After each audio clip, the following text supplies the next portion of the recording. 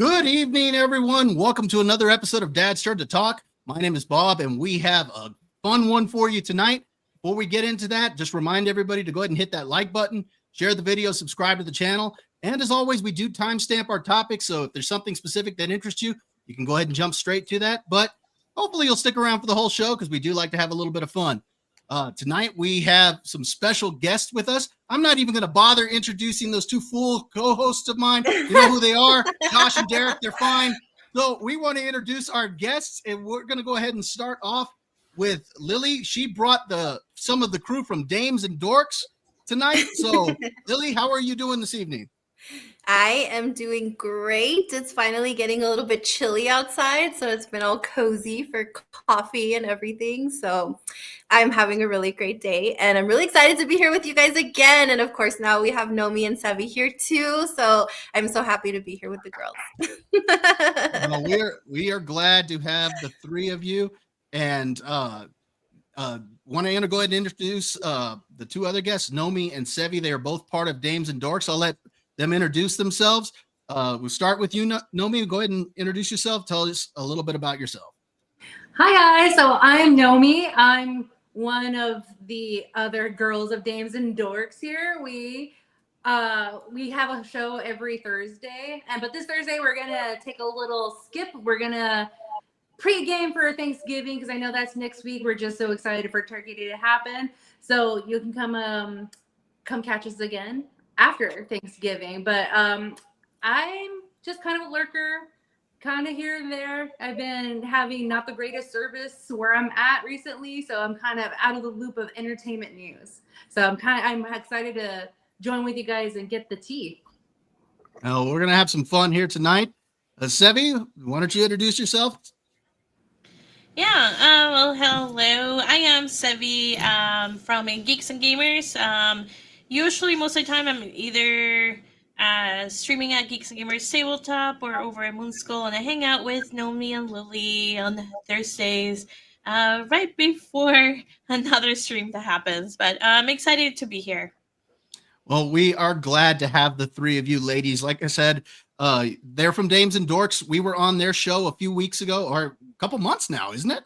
Yeah, I think September. And I'm already, all my days blend together. You got to forgive me on that. So, but we were on with them. We had a blast, and we've been wanting to have them on with us. So we're glad the three of you could join us. And okay, now I'll get back to my two co-hosts. Josh, how you doing tonight? I am very excited about tonight, Bobo. I get to be with you guys, and Lily is back on, and Nomi and Sevi. I am so excited to have Dames and Dorks on with us. They have such a great podcast. You guys got to check it out. They're very entertaining. Thank you. And that's it. Eric, why do you look disgusted at me? What did I do? We'll get into that later. Yeah, we'll get into that. We'll get into that. So, Derek, how are you tonight?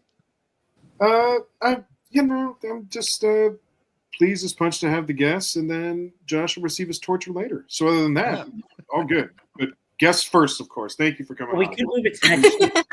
No, we're not. We're not moving that to next weekend, ladies. We'll get to that in a little bit. What we're talking about with Josh? He's got something coming tonight. That I do.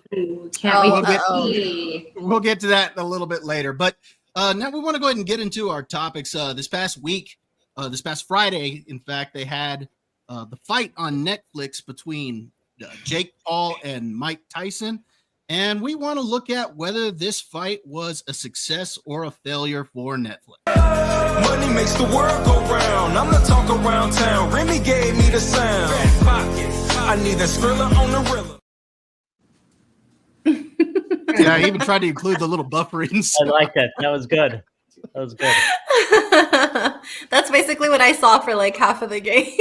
Yeah. Oh my gosh, it's so bad. Oh. Yeah, well, between that and seeing Mike Tyson's butt, that was about the only thing I saw during the fight was that. Yeah, my streaming or my buffer or stream, it just kept knocking off all night long. I texted Josh at one point. I was like, hey, is this happening to you? And he's like, no, it's fine. And then all of a sudden I get a text from him saying, Netflix sucks. I had to switch from my phone. I was watching it on the big screen and it kept freezing. And I said, forget this. And I went on my phone. And first, I don't know why the phones were working.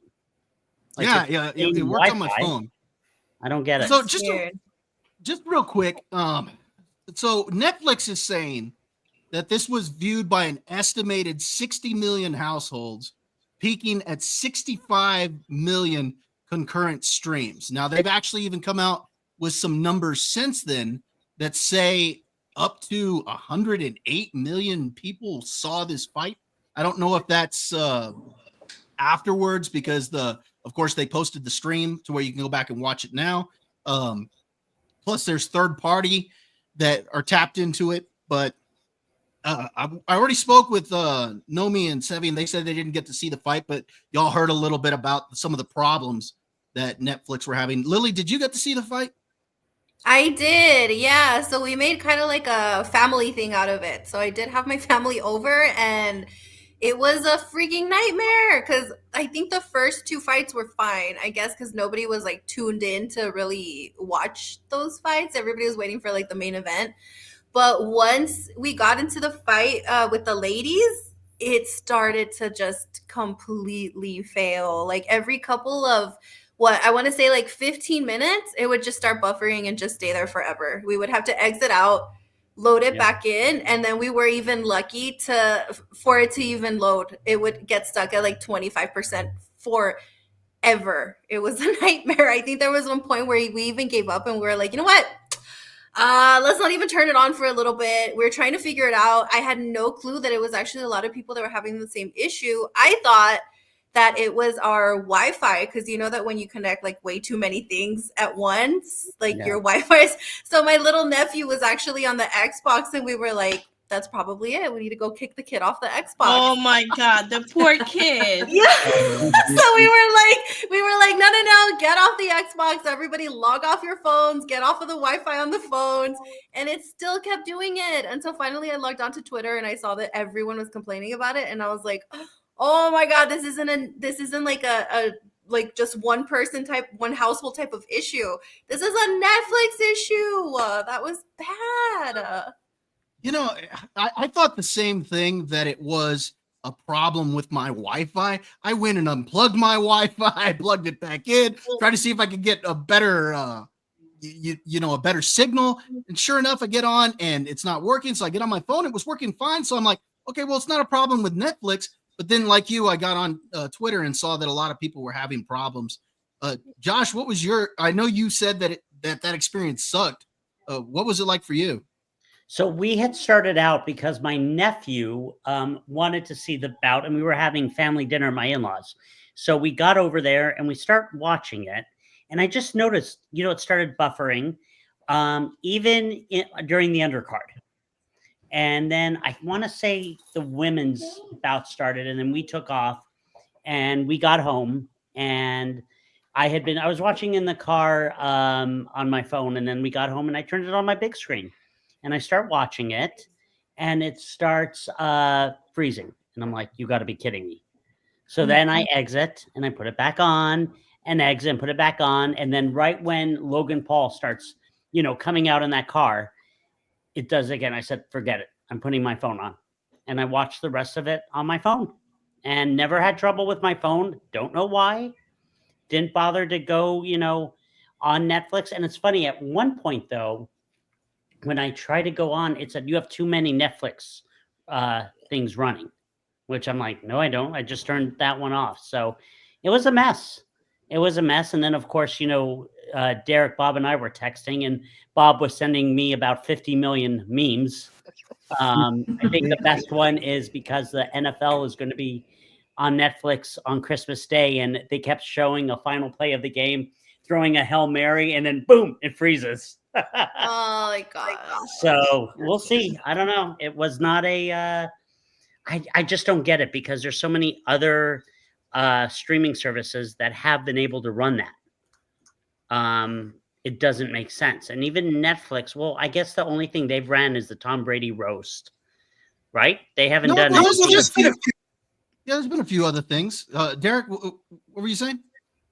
Oh, I wasn't saying anything. Oh, who was saying that Okay, I'm getting an echo here. Yeah, there was a few other things that they've run. I think they ran a Joe Rogan special, and they ran, I think, a Chris Rock special also. Yeah, And but everyone wanted to see Tyson though. Like that was everybody. You hear Mike Tyson and he's fighting. Everybody was seeing it. Yeah. I think that was the first live sporting event that Netflix has done, if I'm not mistaken. Wasn't that the first big one? You're right there. It was the first live sporting event. And so my understanding is this was, I mean, obviously this was a huge deal, but Netflix is really trying to expand their live programming. You've got the Christmas Day football games that are supposed to be coming up that are going to be live, as well as next year they start streaming the WWE Monday Night Raw that they're going to be streaming live. So they're trying to expand their live audience as well. And like you said, Josh, some of the other streaming services already go live.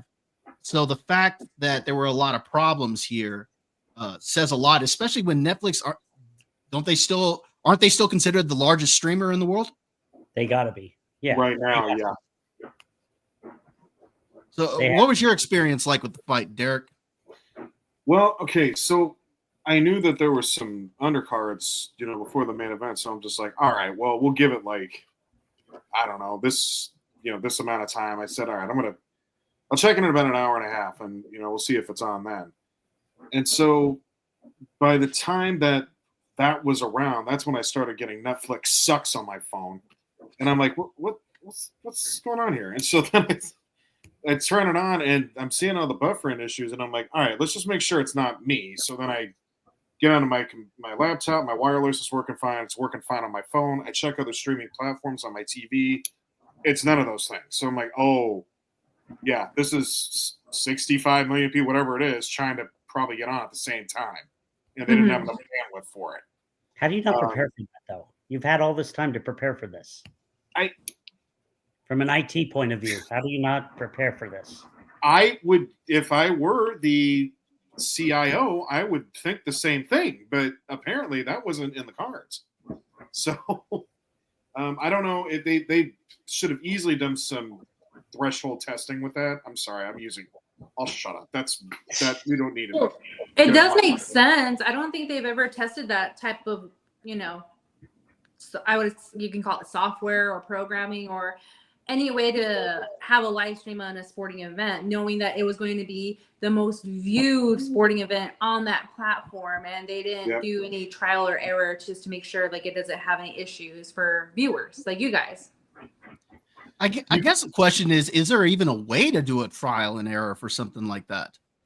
There's ways to do trial and error for things maybe not of that magnitude, but you can test it to places. They should have tested the bandwidth. They should have tested the bandwidth. You can at least test the network. The problem is like I'm just there's so many companies out there that are like, oh, we're so shocked that everything crashes. Like, well, then maybe you should have done your job. I mean, like Netflix tried getting into gaming and they failed miserably. Netflix streams stuff but doesn't do live streaming. There's a big difference between doing live streaming and being capable of handling live streaming and just putting stuff out there for people to download into their computers. There's a big difference. So they could have tested their bandwidth. They could have tested the website that they had that was supporting it, and they didn't do it because they probably didn't think about it. Hey, Bob. What was that, Josh? I'll say this as we're talking. I'm remembering, and Derek probably knows this too. If you guys remember when WWE, when the network came out back in 2014, and I had gotten it, there were freezing problems all the time during the pay-per-views, watching stuff. And I think it had to do, again, with so many people watching at once that they just were not prepared. That's the only other time I can think of that this issue has happened. Yeah, that gets back to Sammy's point, though. Streaming live is an entirely different beast. Yes. Do you think it's, I mean, we're all saying that they probably weren't prepared. Do you think it's that they thought, oh, okay, well, maybe 50 million people will tune into this? Do you think maybe it's a possibility that their estimates weren't high enough as to how many people would tune into this? Everyone who had Netflix probably watched this. That's what's crazy. Yeah. And this wasn't limited just to the US, right? This was like a worldwide event. Yeah. So everybody that had access to Netflix had access to this fight. So I don't understand how like even they could say, oh yeah, no, maybe we're just gonna get like all the viewers from the United States that because it's, you know, like nighttime for them and it's early morning in these places, so they might not be watching it or whatever.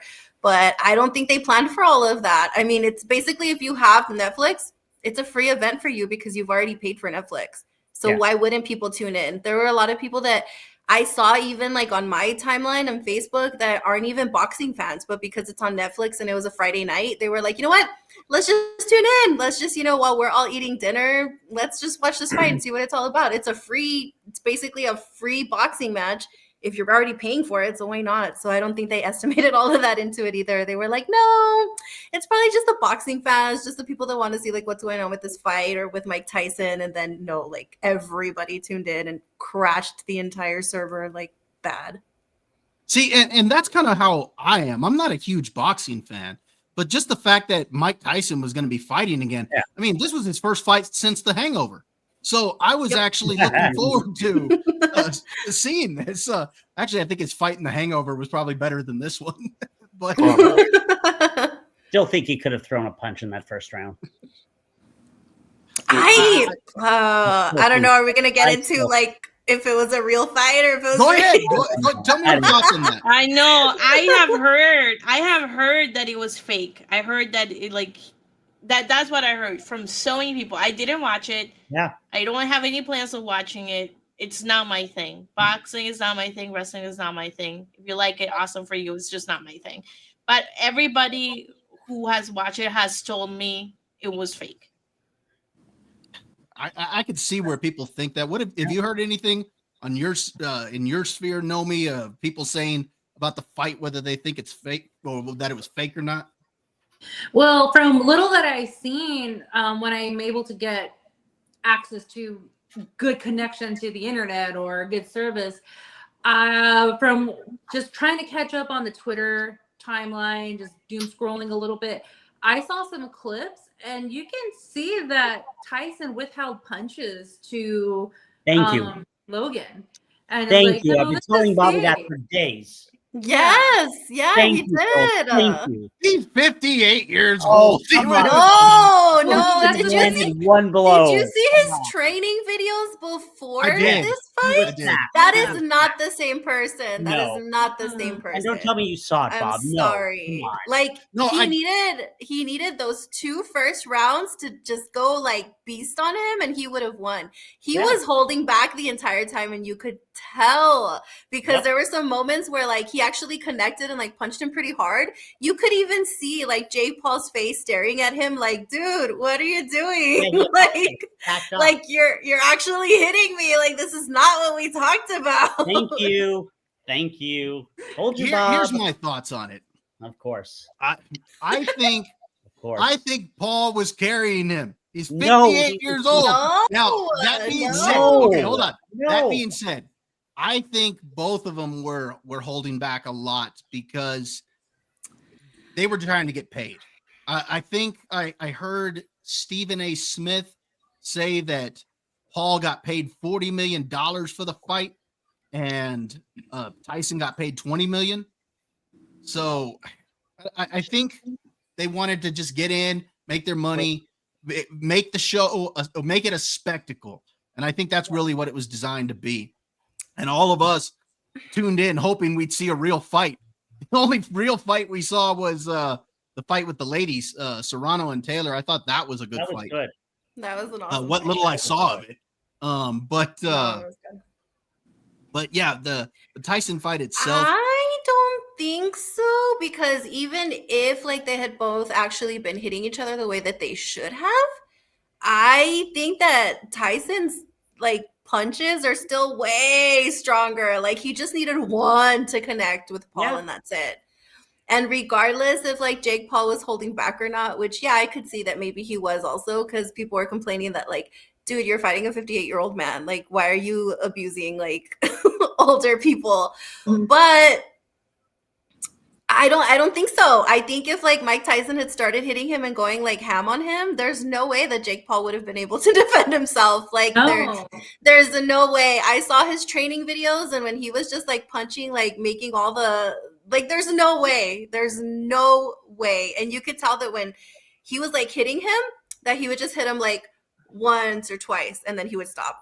Like Yep. Mike Tyson does not do that. Mike Tyson like boo boo boo boo boo, and yeah, you can see it. He would just go like 1, 2, and then back off, and then Jake Paul would come in and be like boom boom, and then back off, and you're like, really, guys, come on, this is like not a Basically, real Lily. fight. Thank you, Lily, for agreeing with me. Yeah. We're best Well, friends. basically, how Lily described it is like they were using each other as punching bags. Yeah. Just like how you first started, like, oh yeah, cool. But Mike Tyson's been in this game for years, since I was a kid. So this man has like years of professional boxing. There is a huge chance he could have annihilated Paul right there and then. But you know, he's not. Mike Tyson's not going to take the life of some social media influencer. So Yeah, because you don't even need like, okay, when you have like boxers in their prime, of course they do all their like fancy footwork and they're moving around a lot and all that, but Tyson doesn't need that. He just needs one opening to hit you and knock you out, and he had plenty. He had plenty of those times, and he didn't take them. Like he would just kind of back off, and it was like, really, yeah, this is fake. yeah. Fake as hell. He was 58 years old. Derek, please. Let's get some reason here. The man's 58. You just said you don't watch boxing. Now all of a sudden you're an expert in it. A 1, 2, 3, 4. 1, 2, 3, 4. Size 6, 7, 8. Yeah, I do see how one would think that was a rigged fight, because I think it was about by the fourth where I'm like, is somebody going to do anything here? Like, what?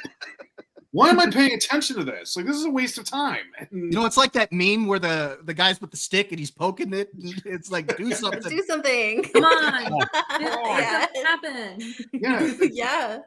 Like, I wanted to like wave at him and be like, hello, there's people watching. Like, come on, let's make something happen here. Mm-hmm. I think that was my like biggest takeaway from it, was like by the sixth, I'm like, wow, this really was not a good use of my time, and maybe those bandwidth issues should come back, because I think I've had enough.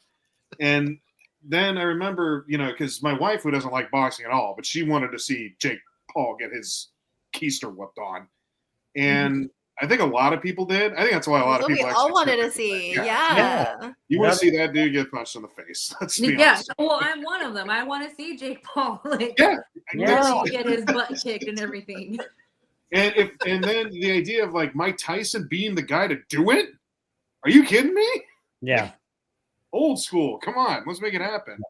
By the way, if this were 1986, Tyson would have beaten him in about 10 seconds. Well, that's 1986, Josh. He's 58 years old now. Doesn't matter. He could have taken him out, Bob. Could have taken him out. Yes, he just needed one shot. All he needed is one connection. So remember back in the day, like Tyson would start with your body.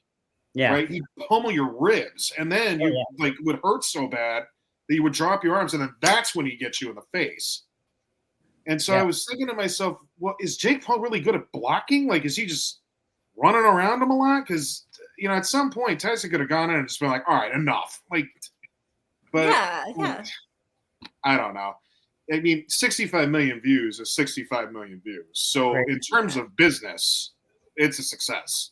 Yeah. Whether they had issues or not, it did its job. I think the real test will be on Christmas. I don't know what that's going to look like. I hope they have this all figured out by then, because that's what now, about a month away. Yeah. What are the games?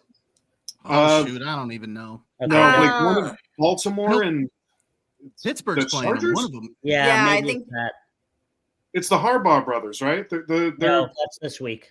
Oh, that's this week. That's this Okay, week. it's Baltimore and somebody, and I can't remember what the I don't I'll remember look who it it is up. either. Yeah, I look it don't up real think quick, they're. Josh. I don't think they're going to have that big of an issue with those games, just because a lot of people don't watch football. I think like everybody kind of agreed that if you're tuning in to watch the Paul Tyson fight, it was just to see like Jake Paul really get his butt handed to him. Yeah. But not everybody watches American football, so I think it's basically just going to be us and like the random people that are across seas that'll probably watch it too. But I don't think it should be that big of an issue this time around. And I tend to agree with that, Lily, because you've got this was a spectacle. This was an event. I mean, it was set up to be that way. This was a one-time thing. With the Christmas Day events, you know, people are going to be doing their Christmas stuff, and yeah, people might tune in while they're at home doing Christmas, you know, with their kids or whatever. But like you said, the American football, it's not a world sport. This is not going to be something everybody's going to tune in. But everybody on the planet knows who Mike Tyson is, and the man hadn't fought in a ring in 20 years, however long it is, and so the possibility that he was going to knock Jake Paul out was enough for people to tune in. And so, yeah, from that standpoint, I mean, it was a success, but I agree with you. I don't think they're going to have the same sort of problems. Hey, Bob. Yeah. Chiefs against the Steelers and Ravens and Texans. Okay. So it could be two big matchups. So I don't know. And by the way, you mentioned about Christmas Day. When we were young, you had the Bulls play on Christmas Day with Jordan and Pippen. But you didn't have 65 million households tuning into it. No, not then. So that's the thing here is I think the reason why so many tuned into this is this was built up to be an event. And keep in mind, this was actually supposed to come out back in July, and it got postponed because of Tyson's health issues. Right. So another 4 months of anticipation to that. Yes, that added more time to the promotion and everything that they could do to build this up. So I'm kind of like you, Derek. I think this was a success, even despite the problems that they had. What say the rest of you? Yeah, I'm pretty sure I agree with that too. Like it was a success for them all around, even with all of the extra attention they got from the fight actually buffering and a lot of people not seeing it because they were in the headlines the next day everywhere. So I'm pretty sure that a lot of people are paying attention to them. But yeah, as far as this being a success, I mean, it is that they can fix whatever issues they were having with that and they can have like other events there. Why not? Mm-hmm.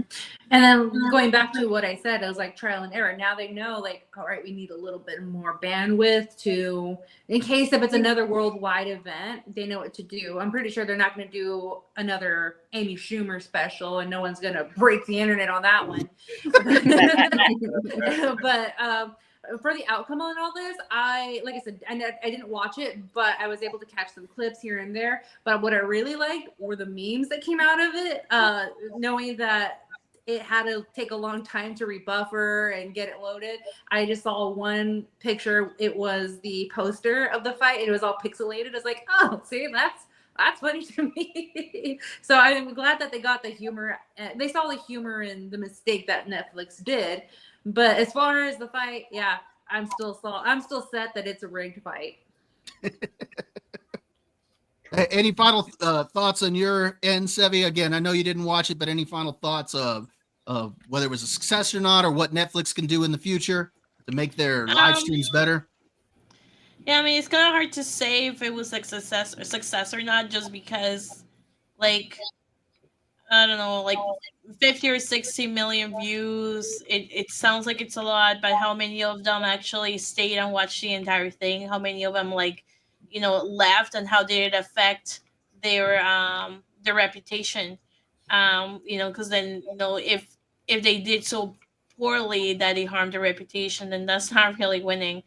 So it's gonna be really hard to know. I think like we're just gonna have to see how they recover from it and what they do with it, and if they continue to do better live streams that kind of capture the audience on a continuous basis. And at that point, I would say that they were successful.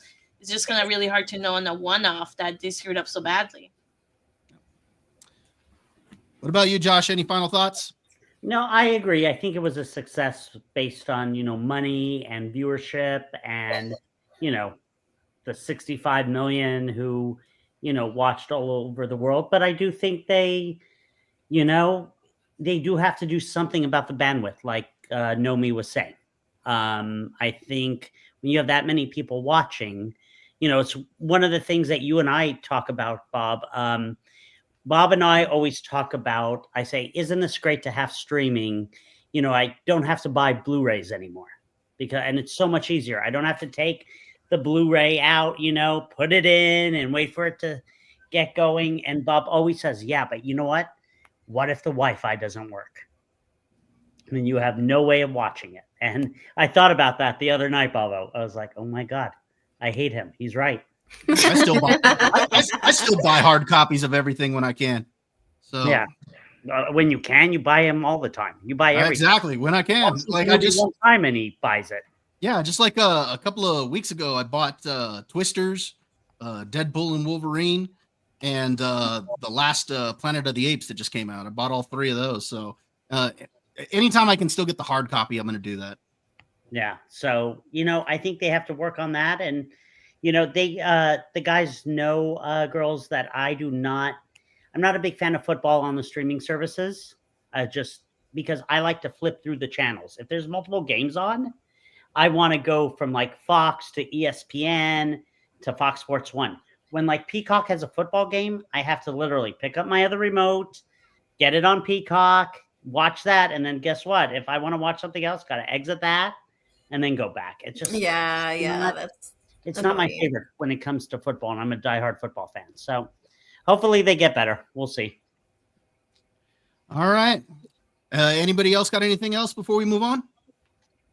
Mm-mm. You might as well just do this at WrestleMania for the next time. It's fake anyway.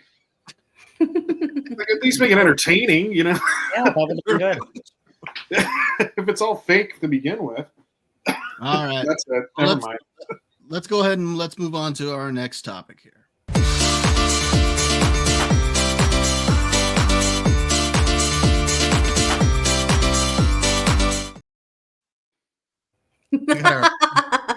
Got our favorite Snow White there. With our favorites. So what we want to look at here is we want to look at the pandering that Hollywood does, whether it be through some of their actions, through some of the things that they say, their actors, their actresses, and at what point does this actually hurt a movie? And the reason I included both the lead actress from Wicked as well as Rachel Zegler there, the reason I included both of them is because you've got 2 actresses that have caused a ruckus on social media, yet it doesn't look like this is really going to affect Wicked. Looks like Wicked is probably going to tear it up this weekend. I was looking at the most recent box office projections. They're saying this thing is probably going to make about 30 million more than what they expected. And going into the Thanksgiving weekend, they are expecting next weekend a big box office with Moana 2, Wicked, and of course Gladiator 2. So it doesn't seem like what she says and some of the pandering and stuff that they're doing is going to affect Wicked. Yet our favorite Snow White over there is can't seem to get her foot out of her mouth, and yet it looks like she's tanked her movie. So at what point does this type of stuff actually affect it? And I think that's also relevant because we got new confirmation that we are getting the female Silver Surfer. We're also we got the race swapped Astrid for How to Train Your Dragon. So at what point does this stuff actually start affecting the movie? I'm going to open it up for anybody, whoever wants to chime in first. I kind of have like kind of sticking to Rachel Zegler and Cynthia Erivo. I was actually watching a video that somebody did last night on YouTube where they were making a comparison between the two, and I tended to agree with them, is that it's not affecting Wicked so much because Ariana Grande is also doing a lot of promotion for Wicked, and where Cynthia Erivo is coming out being really like, oh my gosh, the people just cannot stand her. Ariana's going out of her way to kind of counter that. And every single interview that she does, she's very bubbly. She's very happy. She's very friendly to everybody. She's answering questions when they ask her about Cynthia. She spins everything in a very like positive way. And she's kind of doing damage control that way. Where over here you have Rachel Zegler, and of course you have Gal Gadot, right? But Rachel Zegler has already kind of thrown a lot of shade at Gal Gadot. So Gal Gadot's not going to come out here and defend this girl. If they have issues behind the scenes, she's not going to come out and pick up that slack and kind of do the damage control too and be like, no guys, like we had a lot of fun filming this, like Rachel is so much fun and she's so nice and blah blah blah. Because if you notice, Gal Gadot never says anything. And whereas Ariana Grande, she comes out and she kind of does the damage control. She doesn't really say like, oh, Cynthia shouldn't have said that, blah blah blah. No, she spins it where it's positive and she brings back more positivity for the fans and for the movie. Whereas Snow White, it's just Rachel Zegler continuously saying stupid things, and like Gal Gadot staying out of it because she doesn't want to catch any of it. And I don't want to say because I don't know them, but she might not like her in real life. And she's just kind of like, girl, I'm going to stay out of this. I'm not going to say anything. You're the one that's doing all of this to yourself, and I'm just going to stay out of it. So I think that's kind of the difference, is that Cynthia Erivo has somebody there to counter her, whereas Rachel Zegler doesn't. And I think that's why those two movies, they're going to have a very different box office. You know, you bring up an interesting point because I hadn't thought of it that way. I have not seen Gal Gadot out there doing any sort of publicity really for this movie. Nope. The only one I've ever seen talking about it is Rachel Zegler. So you might be onto something there. What about you, Sevi? What do you think on this? What's the difference here? Yeah, I mean, for sure, there is a big difference, as Lily kind of pointed out, in terms of how Rachel Zegler is conducting herself and what Ariana Grande is doing. I mean, Ariana Grande is out and about talking to everybody, going to so many talk shows, really promoting the movie, and she's a very likable person, right? Like, she appears to be really nice. You know, she's connecting a lot with folks. And I mean, even the fact that she was singing off key as a joke, you know, like I think a lot of people would have been too embarrassed to do that, right? So, like, you have her who is kind of giving some better portrayal of it, you know, versus the fact that, like, the only person talking for Snow White is Rachel Zegler, and everybody's just really tired of her completely. I know there's a video that was going around today in Twitter about Rachel Zegler, but I guess that's an old video that Yeah, I saw happened. that.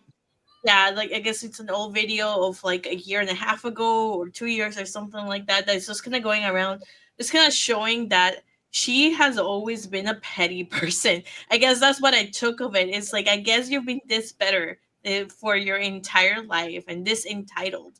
And it just comes across that, and just having somebody be that entitled is a big turnoff for people. It's like, nobody wants to sit there and listen to you complain about how you were not given the things that you're, quote, entitled to. It's like, nobody wants that. That's just annoying. It's gonna piss off people. Yeah. And then probably another way I see it is that both Gal Gadot and Rachel Zegler were in a DC movie with Zachary Levi and Shazam. So maybe Gal Gadot's like, you know what? I'm going to leave you high and dry, because if I still have a future with DC, I'm not going to do and say anything to ruin that because of you. And she already did a lot of damage during the time of Shazam. She didn't say a lot of kind things. And then I remember Zachary Levi just being friendly and like, yeah, we got along, you know, it's okay. He was really excited about the movie.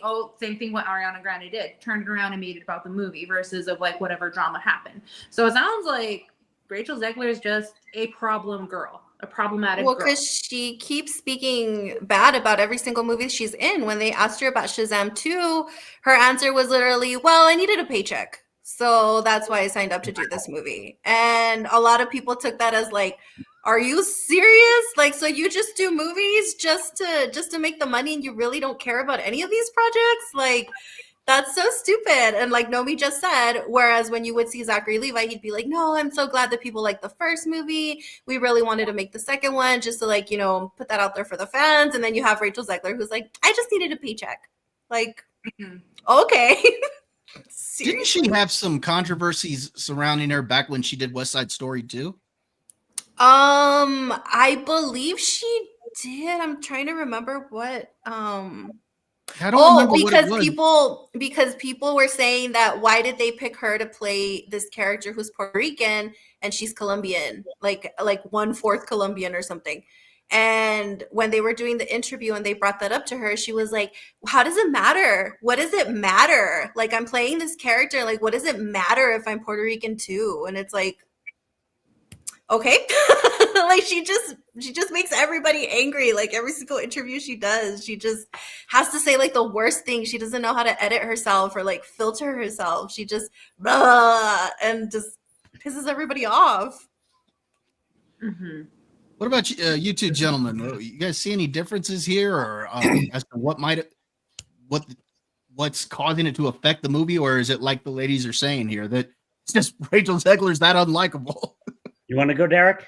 Sure. Okay. I had some general thoughts about this, just in terms of like the idea of outrage, and what people make of that. And I know we're also living at a time where things are political, and we can get into culture wars pretty easy.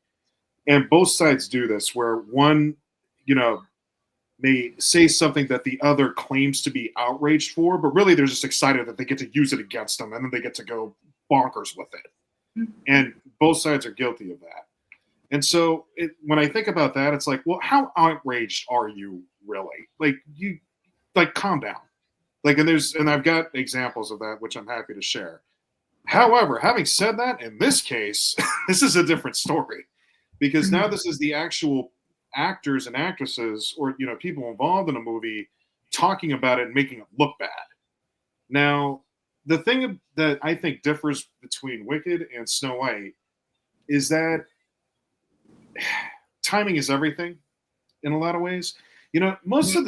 For most of this duration of waiting for Wicked, the cast pretty much kind of kept quiet on it until they didn't. And so when you just keep quiet on it, you just let it be, build up in excitement. And if enough people do speak well about it, like I saw Jeff Goldblum, on television, talking it up, and people tend to love him too. So maybe he also helps with this equation. Yeah. But if you have enough good promotion, maybe that does outweigh any of the bad, especially if there's enough build for this wave that has been happening with this movie. What Rachel Zegler did was just kill it upon arrival. She didn't even give this a chance to get off the ground. Now, I'm not saying that it would have been a hit if she had kept her mouth shut, but you don't just badmouth something and trash it before you even have a chance to give it an opportunity to succeed. And that's, I think, the difference in this case. So I think that if you are hired to do a job, and you are hired to be a professional and make something look in a good light, that is your job. If you just start talking bad about things, you should know the part of this job is PR. And it's not just about the movie, it's about yourself too. So if you want to keep future for yourself in acting, your best bet is to make yourself look good at all times. And it doesn't seem like Rachel got the memo on that. She's had a struggle. Now, in terms of Wicked, I think there's, like I said, enough build up for that now. And there's enough good cast around it where and I don't even know how much competition they have this weekend, Bob. It sounds like they're Gladiator 2 and the other one that's coming out, Bonhoeffer. But other than that, is that this weekend? Yeah, those are this weekend. Okay. Oh, I thought Gladiator 2 is next Wednesday when Moana comes out. But that brings up the point that you got Moana 2 comes out next week, just in, what is it, next Wednesday, I think? Yeah. That it releases the day before Thanksgiving. So yeah, you've got competition coming from there. Yeah. But I still think Wicked's going to end up winning at least this weekend. For sure. Oh, no, there's been too much hype now. You can't stop that train. Or at least that's what it seems to look like right now. I'm pretty sure the box office is going to express that too. I'm with you on that. But I do think that's the difference here is when you're hired to do a job and when you're hired to make something look good, make sure that the project itself has a chance to succeed before anything else does. And if the project succeeds, chances are you're going to succeed. Ride the wave. Go with success, man. So that's this particular case that I'm referring to here. Now, Josh, let me ask you, before you offer your thoughts here, do you think the fact that we've seen a trailer for Snow White and we've seen a trailer for Wicked, and one looks like it's actually well made and the other one looks pretty bad, do you think that plays into it as well, or do you think it was already too far gone by that point? I think it's a combination. I think it was too far gone because of Rachel Ziegler's comments and just everything they did with the trailer. It doesn't look like a good movie. Wicked is stunning. It's gorgeous the way they did it. And, they're building a story. But like we talked about it earlier, Bob, I guess, I'll go ahead and give my opinion about this whole thing. Believe it or not, Lily, I might have more to say about this than Star Wars tonight. Who knows? I doubt it. But anyway, it's funny because you asked earlier, Bob, about, the difference between why are people not complaining as much with Wicked, but they're complaining big time with Snow White. And I think with Snow White there's so many errors with it. Look at the Seven Dwarfs. They're not the Seven Dwarfs, and look at who Snow White is and Gal Gadot. And it's just so many negative factors affecting it. Plus, Wicked is a national phenomenon. It's never, people who have seen it like I have in the theater, in plays, musical, is fantastic. And now they're doing it in movie form. You're just not getting like little kids to want to go see it. You're getting adults who want to see it. You're getting probably elderly people who want to go and see it. And I think they're willing to let what's her name, what she said about it pass, especially with what Nomi and Lily said about Ariana Grande, really trying to save us. And so I definitely think that has helped. As far as Rachel Ziegler, I mean, she just cannot, the things that come out of her mouth, it's like, where is Disney's PR to say, stop talking? Mm-hmm. When she sits there and says, oh, Prince Charming won't sit there and save me. I'm strong and independent, and it's a different Snow White. I think Walt Disney is, basically turning over in his grave right now. When you sit there, you have an animated film, Snow White and the Seven Dwarfs. It was the first film. Last week, I gave it as my top 5 because it's the one that started it all. When you do live action, you want it true to the original story. Disney has not done that with this. They are trying to say, oh, we're going to, check off boxes, as Bobby always says. And that is what they're focused on first. And it drives me crazy. I think Wicked, I think it's going to be good. Like I told everyone, I know how it ends. And God willing, they do that. They don't mess that up. I don't think they will. I've heard people have already seen it and love it. Ben, who was on our show, guys, I forgot to tell you, saw it the other day and loved it. Okay. It was very well done. So I think that's a good start. But yeah, Rachel Ziegler, they just need to tell her, stop talking. Just enjoy the movie, and that's it. Because who knows, maybe if she had never said anything, maybe it would be okay. But guess what? We've got that bad taste in our mouths. And we're like, I don't know if I want to see it. Mm-hmm. I'm sure my kid is going to say, let's go see it. I'm like, oh, great.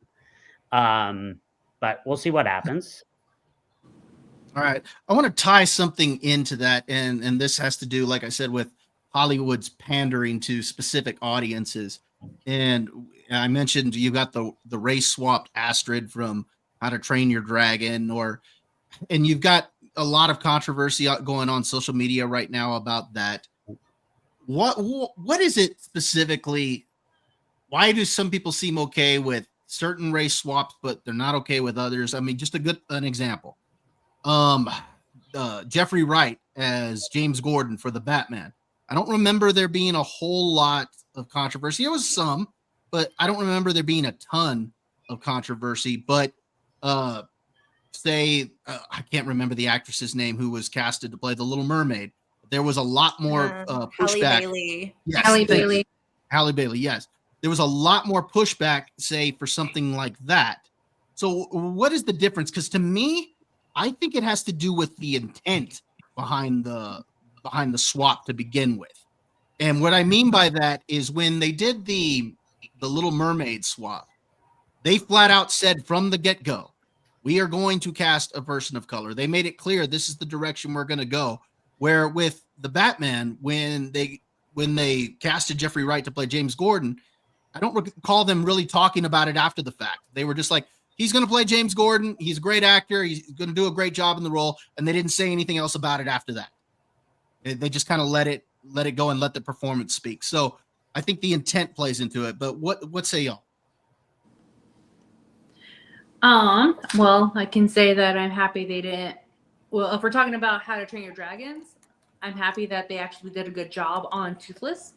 Yes. They didn't mess anything up on that one. But as far as the race swap of Astrid with that, like, come on. And all the people coming out, like, there were like Black Vikings and everything. It's like, yeah, but there was like a very small rarity of that. You do realize that, and they're Nordic people. They're mainly from like Norway or Scandinavia and stuff like that, which is prominently white. So yeah, and you are going to base a story on the Vikings on the history of that. And if people are saying like, oh, well, you know, dragons are a mythical creature. Okay, yes. You think you got us? Like, we're saying that, oh, dragons are real? We're not. We're just trying to tell a story, creating it. And if it's based on Nordic history, they're going to base it on the history that was there of the Vikings. I don't believe that there's anything like that of, you know, Black people fighting dragons. But it's a story. You can do it, but, you know, at least stay true to the story of the characters and the books, too, because... And the animated movie. And the movie, Mm-hmm. Sorry, I just had to say that. No, they had to say it too. Like, I totally get you on that, but I don't know. I'm just a little sick and tired of it because I don't want to see Little Mermaid with braids. I want to see Little Mermaid with her flowing red hair in the water and stuff like that. And what was going on the Little Mermaid thing? I don't know if this is true or not, but I want to say it is true that Halle Bailey had to do neck workouts because of the weight of her braids were so heavy whenever she did the hair flip coming out of the water. Wow. Really?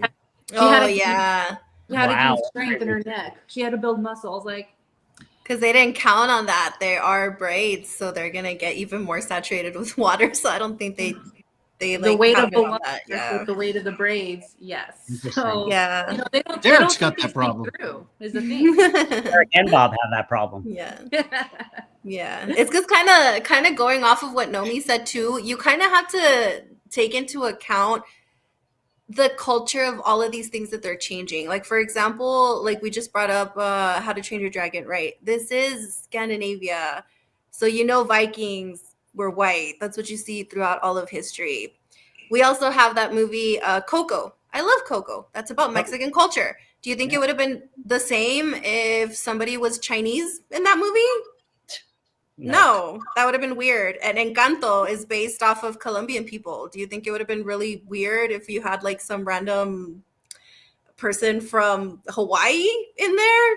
No, it's not the same. So like Bob was saying, I'm catching on that they're doing certain race swaps that are okay with certain people, but not certain other people. And I don't think that's what's fair, is that I keep hearing from a lot of people on Twitter is that, oh no, it's okay that we race swap like the Little Mermaid because Danish people don't have culture. This isn't their culture, so we can go ahead and race swap it. And it's like, no, that is part of their culture. That is a Danish fairy tale. You are essentially changing someone's culture. Just like the Vikings, you're changing someone's culture there too. So why is it okay for you to change their culture, but it's not okay for you to change it in Coco or Encanto with people of color? Why do you not do that? Why do we not have a white Black Panther? Isn't that okay? We can't do that? Or Tiana. What if we did Tiana? So why is it okay to do that to Vikings, to the Danish people, to white people, essentially? Like, why is that okay? That's not okay. And I was going to say something of like, have you noticed it's only the girls that they're worried swapping? Like Astrid is now a girl of color, like a little black girl. Little Mermaid is now a little black girl. I was gonna say they don't do that for the men, but now that I stop and thought about it, it's like, wait, no, they did that with Captain America. They made did? Yeah, they did. That's not America. Captain America. We got- so And the thing that everybody keeps saying too is that they keep race swapping all of the ginger characters Yes. too. Yeah. All of the ginger characters are also now race swapped, and it's a mess. That's why I don't understand why that's okay that you're saying you're okay with erasing someone else's culture, but don't touch people of color because that's taboo.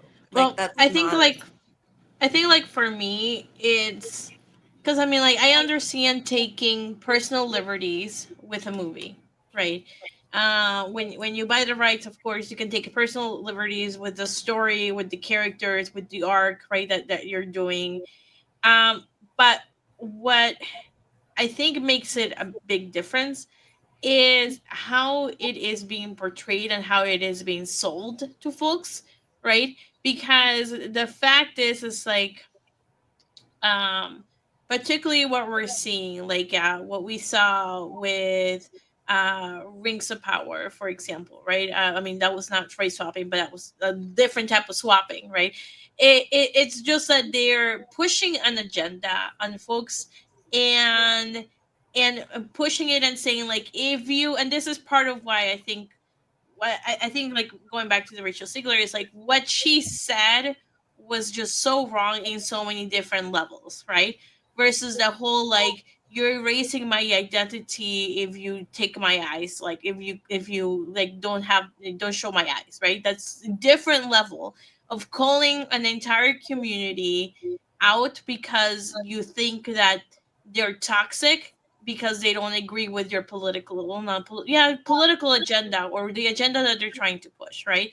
So when lately in TV shows and movies and even games, when they're pushing different items and not just a race swapping, but it's across a myriad of things, it is the agenda that they're pushing so publicly down your throat and saying, if you don't like this, if you don't come out and say you're in support of this, then that means you are racist, or it means you are Y, right? And it's that's not the case, right? So if you're pushing something so hard that way, and I think that's what was going on too with the Little Mermaid, having it be race swapped, right?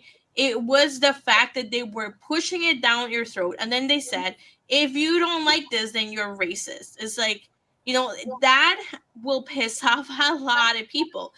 If they had not done that, chances are probably people would have not reacted as strongly as they did. You're probably right. I remember I told Josh, and I even mentioned this to you, Derek, that if they, I think a lot of it has to do with the way they handle it.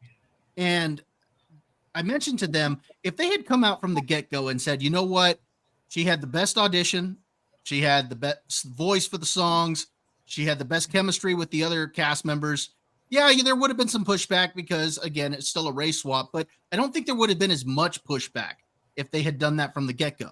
But instead, they started off by saying, no, we are going to do a race swap.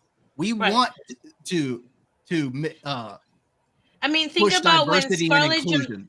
Think about when Scarlett Johansson played the Asian person in Ghost in Ian the Fox. Machine. Ghost in the Shell. Ghost in the Shell, yeah. Yes, exactly. Ghost in the Shell, right? They were not pushing it and saying, like, this character is now white, how dare you, right? The approach they took was, hey, she was the best character, she was the best actor for this particular role. It wasn't like, we're gonna change this person's identity to now be white, right? That, I think that's the main difference, is how it is being portrayed and how it feels that it's being, like, the agenda is being pushed people down throats when you don't want it, right? It's just, and I think that will really piss off a lot of people, because you have to keep in mind that people have free will. They can support a fandom without liking a movie, right? Or they can support, like, everybody just has a very different experiences and different likes and dislikes, and they do not like like having that ultimatum, and that is the problem that is going on right now. Is they're giving you an ultimatum and saying if you don't agree with this, then you're racist or you're whatever. You know, I can't really say it because it's YouTube, but you know what I mean. I'll say this: I am very torn about a couple of things. Bob and I have talked about this. So you all know I'm a big Batman fan, big Superman fan. For Man of Steel, they cast Lawrence Fishburne as Perry White. In history, Perry White has been white. In the Batman, Matt Reeves casted Jeffrey Wright, who's black, as Commissioner Gordon. Commissioner Gordon has been white, right? I've been totally fine with them. I thought they did a great job with the acting. Would they have been my first choice? No. But they acted so well that I got past that.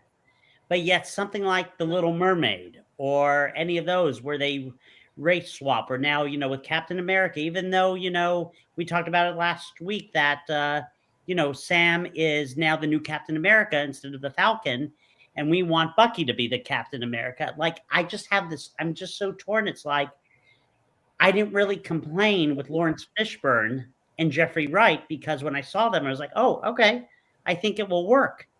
But anybody else, though, I'm like, oh, why did they do that? So I don't know which way to go. Like, I'm like watching two guys who did a great job with it, and I'm okay with it. But in my mind, I'm like, should I have been okay with it? Because here I am complaining about Ariel not being white, and having the red hair like Lily mentioned. I'm complaining about, like you guys said about How to Train Your Dragon. I'm going through that. I'm like, well, how did they change that? Why would they do that and change that? So I don't know. I'd love to get your opinions on that because I really don't know which way to go. Do we need to focus on the actors and the acting or no? I think in your case though, Josh, see, because Nick Fury is another character that they also race swapped. Nick Fury has always been white too, right? But Samuel L. Jackson did such a great job that I don't think a lot of people even cared about that. No. But the difference that I think we're all talking about is that they're choosing to race swap main characters. Like, to me, I think like Nick Fury is not like front and center with the event. Commissioner Gordon isn't. Commissioner Gordon is also not your front and center. I would have probably had a bigger problem if they had race swapped Batman, because I would have been like, what? And I think that's the issue that a lot of people are having with Captain America now, is that you're moving away from what the character actually looks like and has looked like in a very long time. Not saying that like Anthony Mackie isn't a great actor, because he is, but he's the Falcon. That's what they cast him for. And this is a main character. If they were to that's why I think people are upset about Astrid as well. Because in the story of How to Train Your Dragon, she's also one of the main characters. And a lot of people don't like that. And aside from that as well, they don't even try to make these characters look at the way that they look in the animations. Look at Halle Bailey. They didn't even give her the red hair. They gave her this very washed out, like orange looking whatever. Why do you not make them look like that? The iconic dress that she's wearing, the sparkly dress when she comes out of the ocean, didn't do it. All of the things that she was wearing on land were ugly. They made her look ugly. I'm sorry. She's a very pretty girl, but they made her look very ugly in that movie. These are intentional choices. Now, in How to Train Your Dragon, Astrid, they couldn't have given her a blonde wig. They couldn't have given her blue contacts. She's a very light-skinned girl too. Like, she can probably pass, but no, these are choices that they made, costume department made.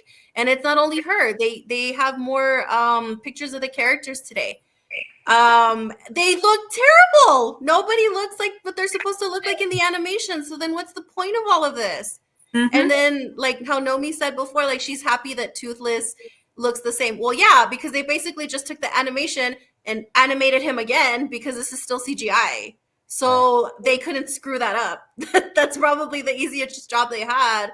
And they're doing this entire movie like frame for frame from what it looks like in the trailer. But then you mess up all of your other characters. And I think that's the difference. is that we're okay when it's like more secondary, tertiary characters that you're like, oh, okay, well, this doesn't really affect much. But when it's Captain America, Superman, Batman, Spider-Man, Wonder Woman, you expect them to look a certain way. And when you don't give that to people, people are going to be upset. Like with The Little Mermaid, that was my favorite Disney princess growing up. When I saw that, it wasn't because she's a Black woman. I'm upset because that doesn't look like the Ariel that I grew up with. I wanted to see Ariel that I grew up with, that I had all the dolls and all the merch and all the cute little like princess stuff. That's what I wanted to see. This wasn't my Ariel. Like, I'm sorry.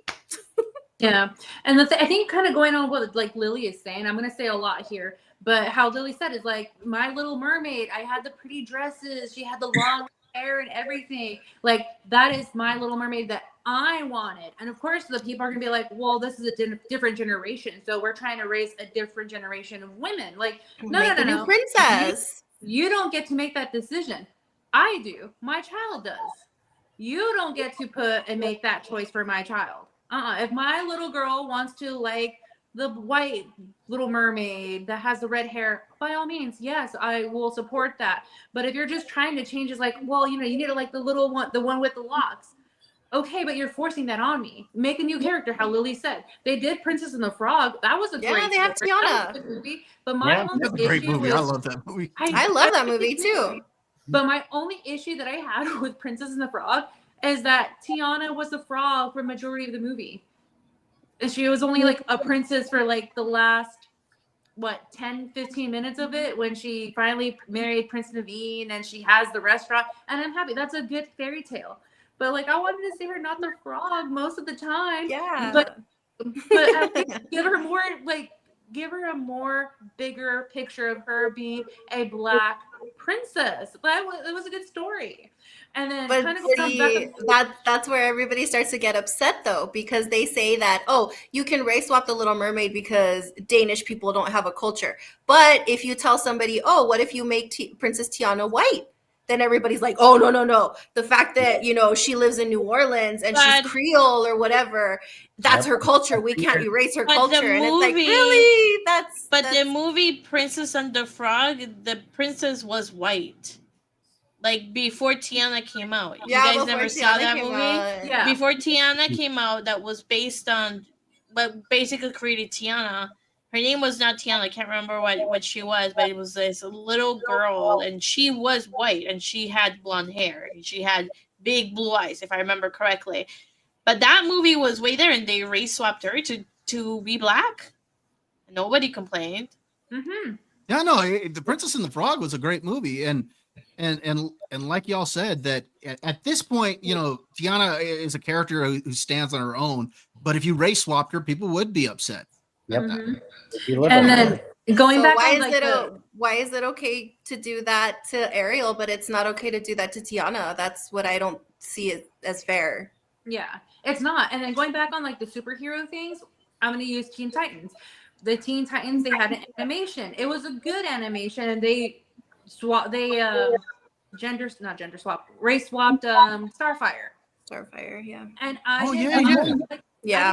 that was terrible. It was tacky. The costume is tacky, and I'm sure that actress is lovely. She's a good actress and anything. But when I first saw, like when they revealed her as Starfire, to me she looked like a hooker. She looked like a prostitute to me. I did not like that. I was like, you guys could have done a lot better job of her being Starfire, because I've seen cosplays of Black girls because Starfire is their favorite superhero. They do a great job cosplaying as Starfire, but that was something they just found at Goodwill, thrown together, made it work.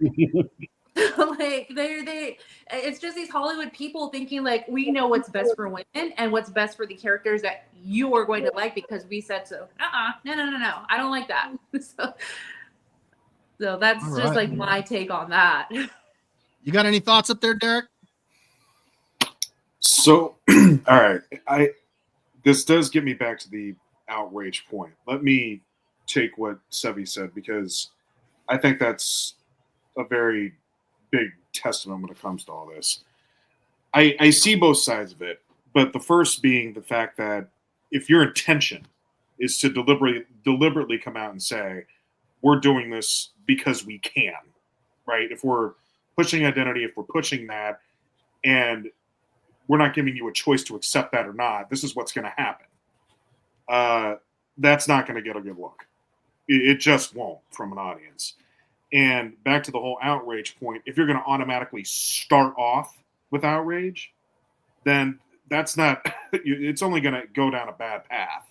And that happened especially with Snow White. Now, Rachel Zegler sounds like her own problem child, so that did not help things. But No. that's a different, I mean, that's a bit of a different story there. But that's part of this. So I do get it. It leaves a bad taste in people's mouth. However, I am also of the opinion, and I might just be a different guy on this. I'm also very live and let live. Like, I don't care if a mermaid is black. I don't care. Right, I told Bob. Bob this too. I don't care if a minotaur speaks Spanish. I don't care if a goblin celebrates the Chinese New Year. And I got to tell you, if my kids walked up to me and said, "Dad, I'm really mad that the mermaid is black," I'd say, cancel your plans. You and I are going in the yard, and we're doing something. You have far too much time on your hands. Oh my So God. that's me. All right, like and I know people You're get right, that Bob. too. Wow. If He lowers the boom down. Oh, you know, wow. like, Big at time. some point you can't get, like, how much are you going to let yourself get enraged? You know, you got to kind of move on as well. Yeah, Bob, you hear that? Very But- enraged. I was very enraged when I saw Okay. that they race Alright. swapped Ariel. But Okay. that's because I grew up with, that was my Disney princess. I didn't like that. There was many a Disney princess. That's what I'm saying. See, this is where I say it's like, that's why I see both sides, right? Like, yeah, you're going to make people mad. Like, I'm just saying that from my side, like, it's not that big of a deal to me. But for some people, it is, and that's where both sides come into play here. Now, Yeah. okay, I'm gonna tease a little bit on this. Now, if they had made Terry Crews as King Triton in The Little Mermaid, I would have been okay. I'm like, okay, at least they made King Triton. Everybody matched. Yeah. Yeah. It's funny that you say that because I haven't seen the movie, but I've seen that all the sisters, they're all different races. Yeah. And- Like, and the what? fathers are Like, different so is races. the dad. Yeah, Like, and I you was don't even thinking- know what's going on. And the first thing I thought of when I saw that was, I was like, boy, King Triton is like the Mac Daddy of the Seven Seas or something, because I'm like, This was his weekend to take care of all the kids. I'm like, Homeboy had a fish cape. That's Yeah. pretty like, dope. wow. Well, I'll Yeah. say this. I'll say this, you guys. I saw The Little Mermaid. My daughter wanted to see it. My wife wanted to see it. We went to see it. It was not my favorite, but it was not horrible to me. Mhm. Okay. I know Lily's shaking her head, and it was not bad. It was not bad, but it just wasn't for me. Because again, it's like, but this is my question, like, for example, to Nomi and Lily and Sevi. If a movie if an actress or actor is race swapped, they do the movie and they do really well in that movie, do you appreciate that, or you're still pissed off that they race swapped and you just can't get over it and you're like, nope, I don't care? Well, Yeah. again, to me, it kind of matters a little bit more when you're speaking about like someone's actual culture. Like we brought up for How to Train Your Dragon. Right. And for The Little Mermaid to a point too, because that was supposed to be Danish culture, right? Right. And I'm guessing, well, yeah, I did watch The Little Mermaid. It looked like they changed it to like it was more the Caribbean. So that's their justification for it, whatever, right? Right. But it matters a little bit less when you're dealing with something else like House of the Dragon. They did race swap the Valerians. The Valerians are supposed to be like the Targaryens in the Right. books. They're all white. But they race swapped them in the TV show. At first, when it came out, everybody was kind of like making a big deal out of it too. They were like, "Really, again?" Which is the reaction that a lot of people were having. It wasn't necessarily because we had seen anything yet with clips or anything. We saw pictures, and when we saw pictures, everybody was like, oh, "Here we go again, really?" But they handled it very differently. First of all, Game of Thrones is completely fictional. It might be, you know, based on real history, real people and whatever, but it's all fake. So you can't really say no, like the Valerians should never be black or whatever. We started getting clips. We started watching the TV show. The characters were great. all of the actors did a fantastic job. And there was a point where it just stopped mattering to everybody. Everybody was just watching it and having a great time with the TV show. Right. And at the same time, the cast was not out there being super vocal and telling fans, well, if you don't like it, don't watch the TV show. Or if you don't like it, then you guys are a bunch of this, and that. We didn't get any of that from the cast. No. I think I keep forgetting his name, but one of the actors actually came out and he's like, I'm seeing what you guys are saying on social media about my character, and you guys are saying that I'm doing a really great job, and I appreciate that. Thank you guys for watching the TV show. And a lot of people saw that too, and they were like, oh, cool. Like, yeah, I mean, yes, he's doing a great job. So they didn't make a big deal out of it like they did with The Little Mermaid or with other projects that have come out too. So I think that matters a lot, is to me personally, that it's not something that's actually a little bit more historically accurate, because it's completely fake. But when you're dealing with something like Vikings that do have their culture, that starts to be a problem to me, because I wouldn't want to see a white Black Panther. That doesn't make sense. No. Even though Wakanda is, not a real place, it's based in somebody's culture. And I don't think it would be right for you to bring in like Ryan Gosling. He's the next like Black Panther. Like that would make no sense. That would make no sense to me. But if it's completely fictional, okay, cool. Which, like, we had touched on that with How to Train Your Dragon. Yes, the dragons are fiction, but the people that it's based on that are in this movie are real people. That's a real culture. Yeah. So I think that's it for me. I think for me, there's two things that I would kind of care more about. One is how closely am I to the story, right?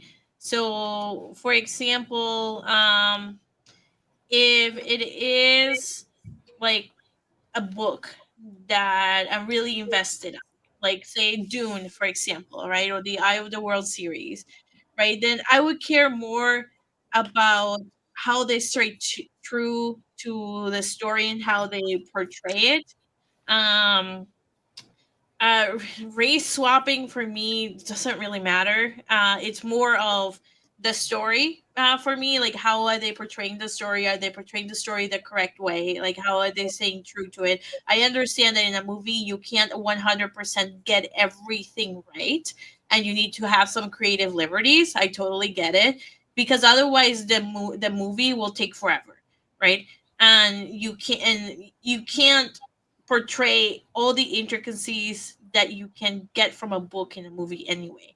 Then the second part is more about like the agenda, and if I'm being attacked, right? So did I care that they race swapped the princess and Princess and the Frog to a black girl? No, I don't care. I didn't care about the book. I didn't care about the first movie, and I didn't care about the movie after that, right?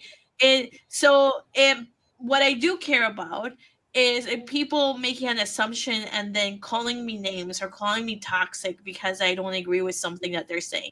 So that to me, I care about. Say, for example, Snow White was an amazing movie, or is an amazing movie, and she's a fantastic actress, and like, this is an assumption. I'm never gonna see it because I don't care, right? I just don't give a shit about her or Snow White. But let's assume she's an amazing actress and the storytelling is absolutely amazing. Would I see the movie? No, because she's an ass, right? So those are the main things that I'm looking for. But it's true though, you know. It is. Our viewership just went up because of Sevi right there. There we go. But those are the main things that I care about, right? Like I didn't care when Scarlett Johansson was portraying an Asian lady. I don't like that those are not like my top things I need to care about. Or like, for example, in the Eye of the World series that Amazon picked up, because I love the books. I reread those books a million times, and there's like 12 books, right? Did I care that they race swapped the people and the characters in the cast? No. they did tell me I was they did tell me I was racist or something because they race swapped them, and no, they didn't say that. What I care about is they completely destroyed the books and they did it wrong, right? So I think those are the main things that kind of would matter more to me personally, is how you're treating your audience. Are you being jerks? Are you being assholes to your audience? Or like, because you're pushing an agenda that should not be pushed, right? You're a fucking movie. Like, it's a fucking movie. And I'm not here to be brainwashed.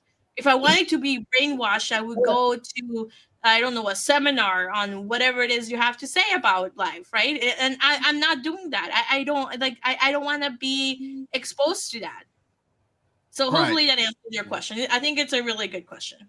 And I real quick, Derek. Well, kind of what I'm gathering around this is that what affects it is it's something different for everybody.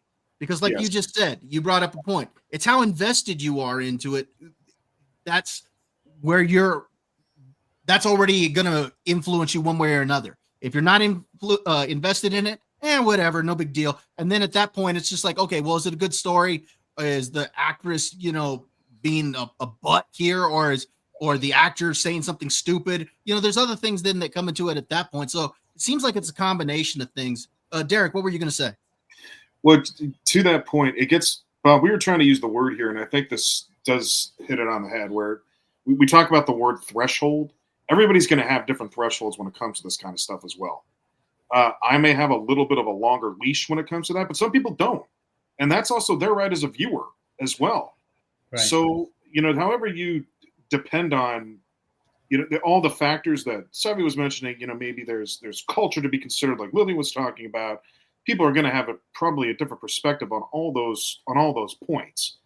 But as long as you are respectful to the audience, or try to be, you can't please everybody, but do your part to give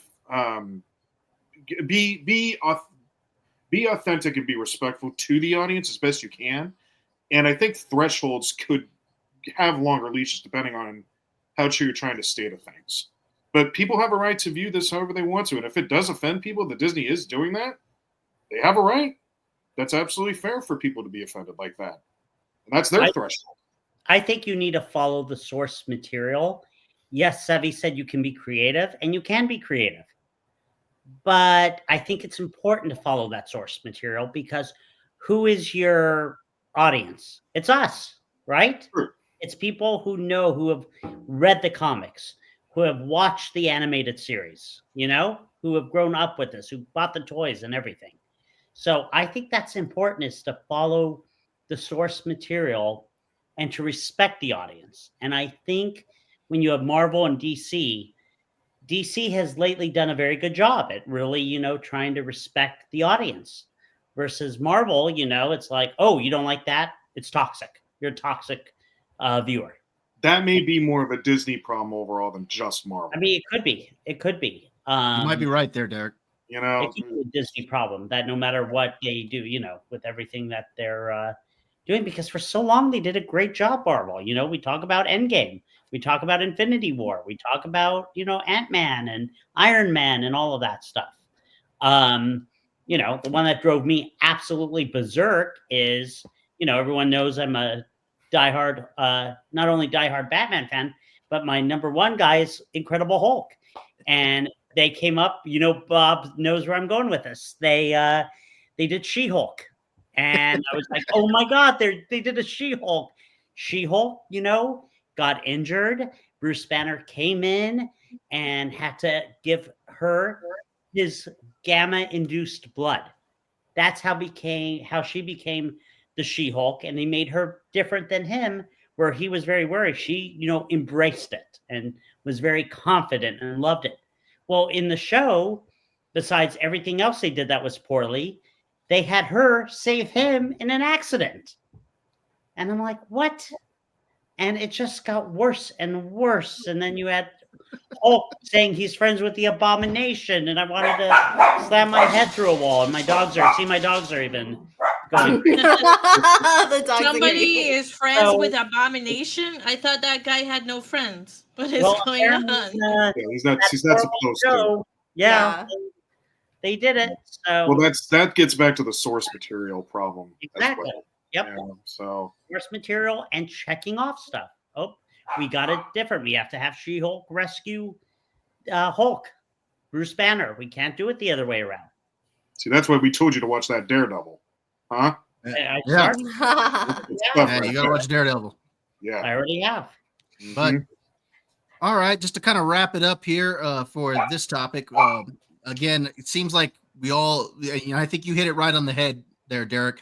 Thresholds. We all have different thresholds, and we all have different things that we're looking at that causes us to say, okay, that's it. I'm done.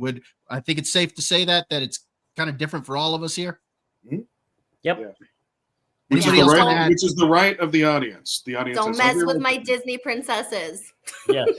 No, don't worry. They'll screw another one up for you. You just give good time. I'm sure. Well, they already screwed up Jasmine. They already screwed up Belle. Those are my top God, yeah. 3. So after that, it doesn't really. Oh, God, they're starting to run matter out. anymore. Well, I didn't think they screwed up Belle. Did they screw up Belle? Her dress, her iconic dress. Her iconic dress was not. Her iconic dress, yeah. Oh. It was It- very. It fell beneath my expectations. Like, Yeah. way beneath that. And the actress for Jasmine was very underwhelming. Her look, I think they could have cast somebody more beautiful, and she was just kind of like, whatever. Yeah, I don't like That's that just movie, me. but I do like Naomi Scott, but I kind of agree with you. She probably wasn't the best choice for that role. No, not at all. No. Well, that movie had a lot of choices that shouldn't have happened. Do you Yeah, want to get me that- started that- on Will Smith? That or do we whole have time? movie, I mean, that that whole movie- movie should not have happened. That movie will right. slap you in the face. Let All me tell these you. live action movies should not be happening. Like, just leave What the I- animated ones alone. You should just do what I did. It refuse to watch any of the live action and happier that way. Yeah. That actually works a Go lot back to better, what you too. know, right? Yeah. You're probably safer to do that. To this day, I cannot watch the live action Little Mermaid simply because I know what they did to Eric, and he was one of my favorite characters in that movie. So I can't watch it.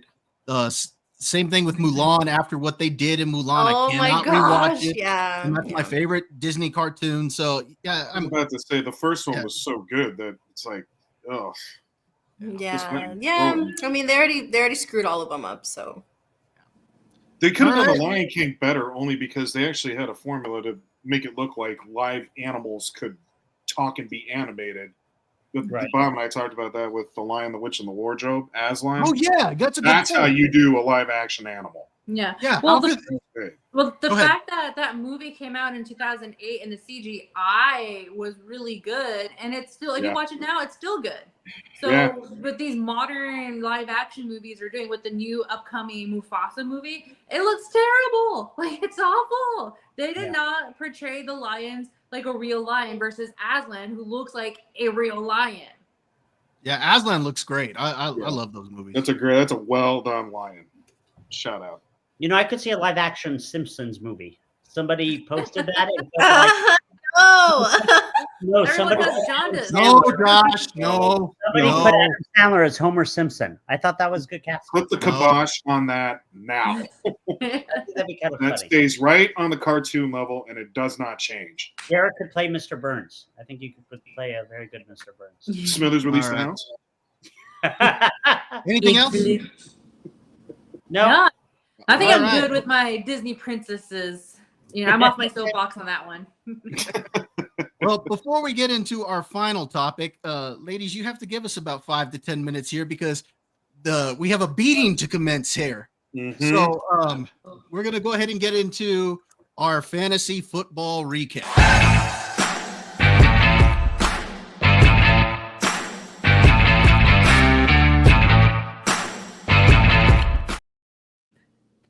All right, ladies, just so you know what we've been doing, every week we've been having a fantasy football recap because we have our own little league here on Dad's Turn to Talk. And last week, and Lily was on last week, so she can vouch for this, Josh did put it on Derek and I. You bunch of losers! But Josh doesn't look too happy there's this week. one thing we have learned on Very this show be fine with is it. that Josh does not know how to handle success. And In fact, he always says that we put it on him and that we're being unfair to him. But this week, I brought receipts to show that he starts. Sorry, guys. That was Adam Rank talking to me, congratulating me for once again winning, beating you guys. Oh, look at that! Lily knows who the champion is. Lily even gave me a call and was like, "Josh, you are the champion." I had a call from Bobby's parents earlier saying, "You know what? We've always considered you a second son. Now we want to put you as our number one son." Plays out. Loser. You have to play. Right, Derek, you're a loser. Crush. You didn't crush. This is the Crush, Josh. You beat him by 4 points. Lily, do you have any questions for me? Any questions at all? The champ, Joshua. You're gonna. Oh, you better hope I don't win, because with the Dames and Dorks, are you kidding? It's going to be a huge celebration. They're all going to be happy. Smoo's going to be happy. Nomi's going to be happy. I just got invited to Thanksgiving dinner at my. So that was Josh last week, and the thing is he was not just celebrating on the show; he was celebrating all week as well. In fact, I brought a clip of him celebrating during the week.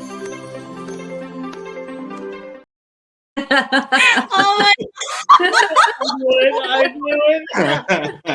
I knew it. So, unfortunately, Josh, things turned out a lot different for you this week.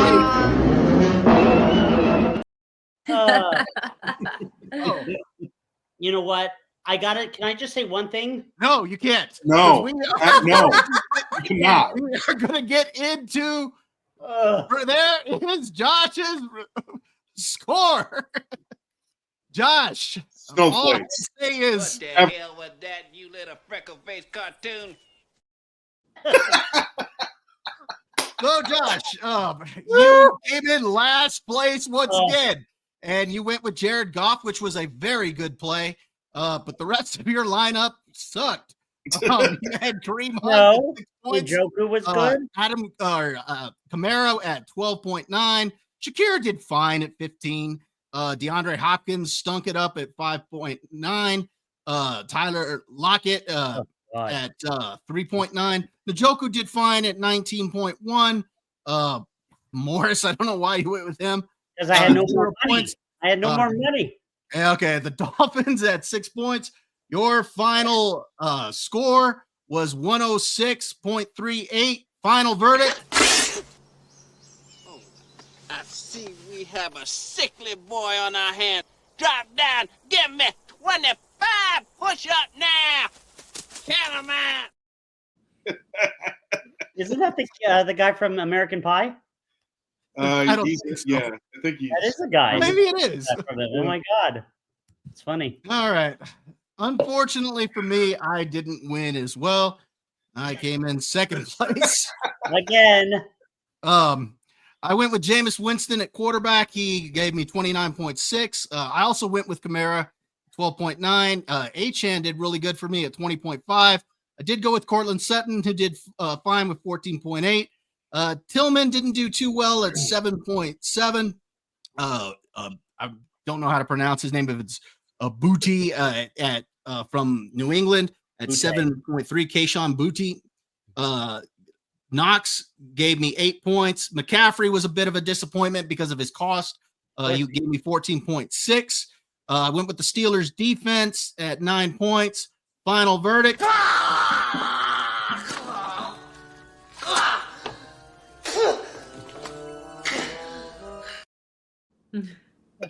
Oh yeah, things didn't turn out for me as well as I had hoped either.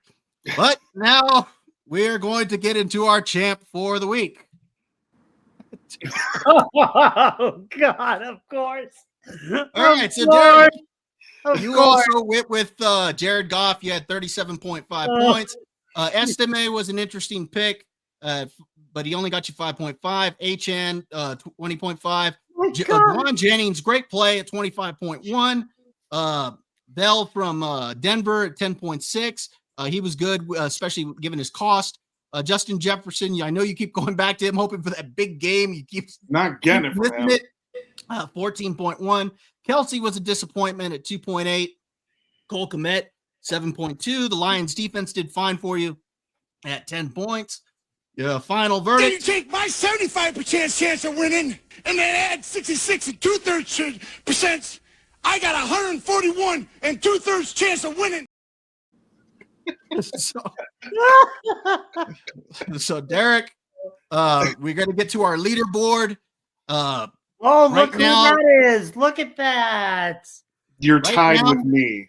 Ladies, Right do you now, see that? Who's Josh on top and there? Derek are tied at 4 apiece, and I am in the rear with 3 points. So, but it's still anybody's game. And guys, I was actually telling, or Derek, I was actually telling Josh, we could even do the Thanksgiving contest just to add an extra week into there. I think that'd be Oh, kind of cool.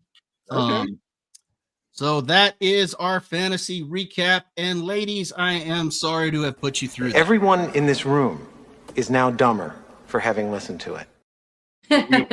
We apologize. You know, we're going to have men in our lives who are going to be talking about the statistics in football and gameplay. So it's okay. Like, this is going to come to our lives sooner or later. And by the Yeah, way, we owe Josh a little bit there because, like I said, Josh lived it up all week for that celebrating. So, and I get it, Josh, because you don't win very often. So it was nice for you to enjoy by the way, it. ladies, I let them win this week. They were Let feeling. him have this win, okay? See, I told you guys. See, I told you, Bob. Just you should have kept quiet. The No, but ladies- right now it is And anybody's listen. game. It could still go anyway. Yeah, So, Josh, shut up, loser. Who's on top, Derek? Not you. We're We're tied. tied, Josh. Doesn't matter. And who's on the bottom? Bob. like I God. said, it's anybody's game. Oh. As many last place finishes as you've had, Josh. I like my odds. I don't care. Loser. All right. So let's go ahead and we're going to go ahead and get into our final topic of the night. And we are going to be talking about some updates that have come out from Star Wars.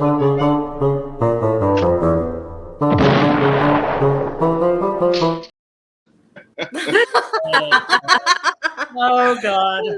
So, Coming out in like 2 weeks, right? what was that? Skeleton Crew comes out in 2 weeks, right? Oh, God, don't remind me. Yeah. Yeah, I think it is 2 weeks, isn't it?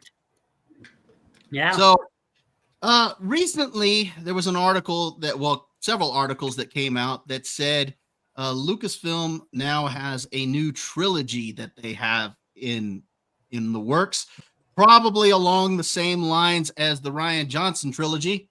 This will probably never see the light of day, but they did announce that they're working on a new trilogy, and it's actually by the same guy who brought us X-Men Dark Phoenix.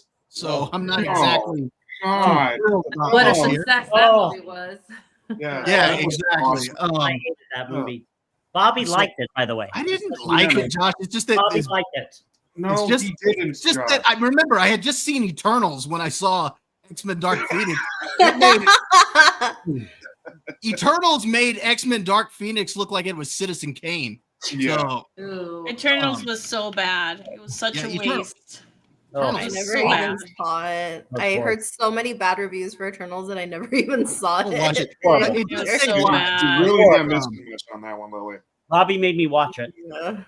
But Oh. so anyway, so they got this new trilogy coming out. They also said recently that season 2 of Ahsoka is going to be start filming here early this coming year. And then of course we got Skeleton Crew coming out. We do have Andor season 2, which that Yay. Josh and I are looking forward to that one. Yes. But there's the Rey movie that there's still a question about, because now they've announced that one of the Star Wars movies that was due out in 2026 has been indefinitely put on hold. Now, there's a lot of rumor that that's probably the Rey movie. And they've said that Rey is supposed to be the Obi-Wan Kenobi type character for several of the upcoming films and projects that they have. So we don't really know what Lucasfilm's got going on, but just based on all of this news, we'll start with you, Lily, because I know you're a Star Wars fan.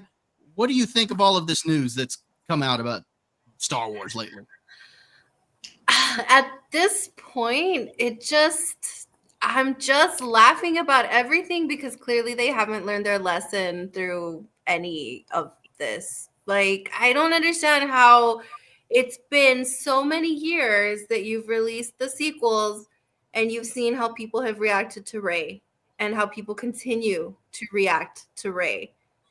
The majority of people don't like her. We don't like her. We don't like this character. Like, I don't understand why they're so adamant in giving her own trilogy as if that's going to fix anything. And then with the director that they brought in, and I'm sure they're going to find some fantastic writer to do this too. Like, it just, I don't understand. I can only laugh about it because after season 3 of Mando, after getting the Acolyte, Ahsoka was terrible too. Obi-Wan, like, I'm slowly just kind of disassociating from anything Star Wars, like new Star Wars, because I don't care anymore that I can just laugh about it. So I'm like, you know what, at this point, do it.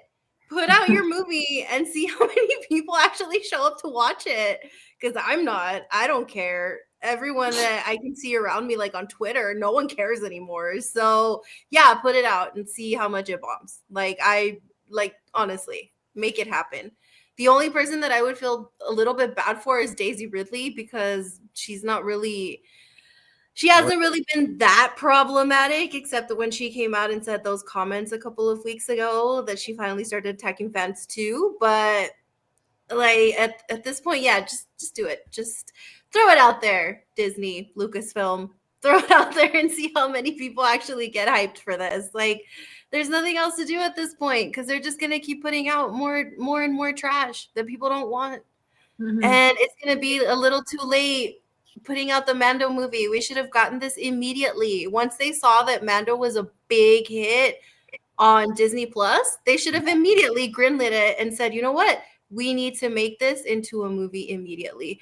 But they lost all of those fans in season 3.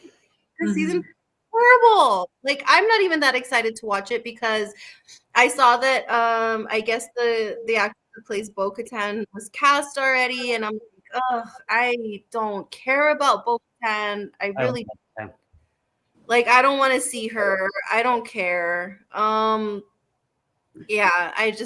Yeah, all this Disney news, it just makes me laugh at this point. I can't even be mad anymore. I'm just like, all right, whatever, I guess is what you guys think that we want. Yeah. What about you, Nomi? What do you think of all of this? Well, the whole Star Wars thing, it's tiresome now. It's like anything that they're gonna do, it's like, that doesn't surprise me that you did that, but it doesn't get me excited to wanting to go see your new material that's coming out. Like, especially Skeleton Crew, it looks too Marvel to me. It looks too action packed, and which is okay because Star Wars, there's some action in it too, but it's just all action, but like, yeah. I think it looks too, what everybody was saying, that it's too Goonies and too, like, you're trying to tell me that there's like the suburbs in Star Wars. That just doesn't, that's what doesn't connect with me in this TV show. Like, it would have been fine if it was the Goonies in space, like everybody keeps saying. It's just that the way that they started off is that, like, these little kids are part of the suburbs and it looks like they're all off on an adventure because apparently it's too boring in suburbia Star Wars somewhere. Like, yeah, but like on what planet? Obviously not, oh my gosh, not Alderaan. Is it on Tatooine? Is it Naboo? What is it? Like, where are these kids coming from? Like, I don't know. And yeah, it's just too, like, it just doesn't make sense on Earth, doesn't it? Yeah, exactly. That's what takes everybody out, because like, can you imagine if, like, I don't know, Han Solo touches down onto this planet and gets off, like, looking the way he looks, everyone's gonna look at him like, ew, where's this guy from? Like, why is he all dirty, and like, what's going on? Why is he white? There's a whole other world, like, out there where they're doing all of this stuff, but then there's like this one planet that's just like the suburbs. Like, what? So weird. I know these are like private school kids and everything. They're all going to like the academy and stuff, like obviously not the Jedi Academy or whatever, but someone comes to their plan is like, well, he doesn't dress like this. He's really weird. Like, what makes me convinced like I want to be like him? I don't know. It's just too kiddish. It's too drama. It looks too drama filled for me. What do you think, Sevi? Well, I think that I think it goes back to like how much do you care about the Star Wars franchise at this point?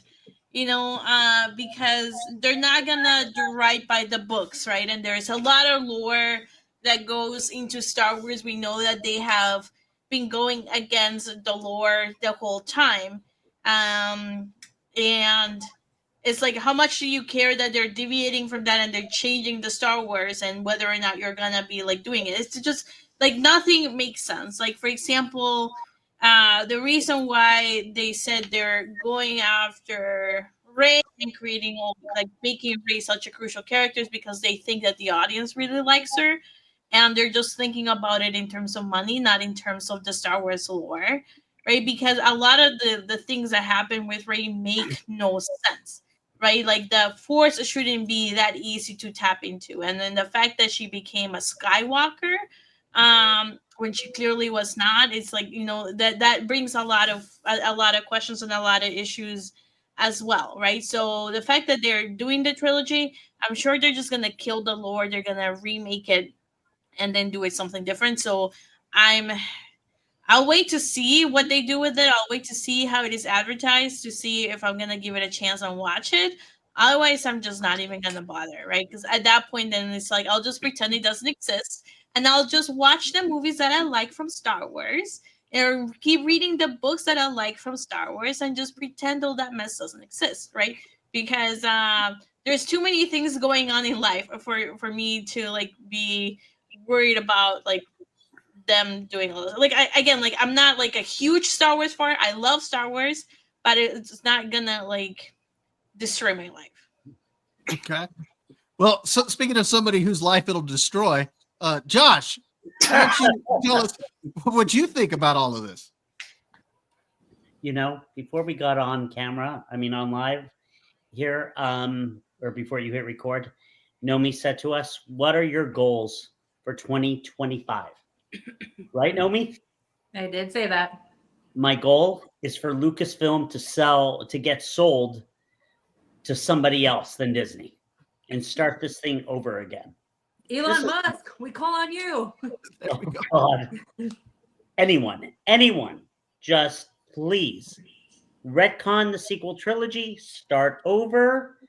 Let's get a Darth Vader versus Obi-Wan character piece. That's what Bobby has said, because that's what we all want to see. Then let's do a Knights of the Old Republic movie. Let's do it right. Let's not do any of this BS where you have the Acolyte and you have, what's his name, Mundo, whatever, there when he shouldn't be there, and people going on Wikipedia and saying, oh no, his age is different, or on Wikipedia. And then you got Yoda, and you've got the Jedi seeing the Sith and everything. The only thing I'm looking forward to is Andor season 2. I will not be watching Skeleton Crew. I have made. Yes, you are. You're watching it because we're going to talk about it at least on the show. You're watching it. Hey, Josh, before you continue, I do need to show this real quick. Here at Dad's Turn to Talk, we have obtained some footage, some very special footage. We have some footage that after they came up with all of the new projects that they've got, I've actually obtained some footage of Kathleen Kennedy and Dave Filoni leaving Lucasfilm. And I just want to go ahead and share that here with you guys real quick.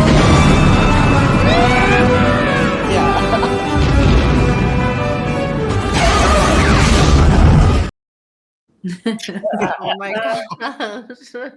So yeah, they seemed pretty happy when they came up with these ideas here. So go ahead, Josh. No, I don't know.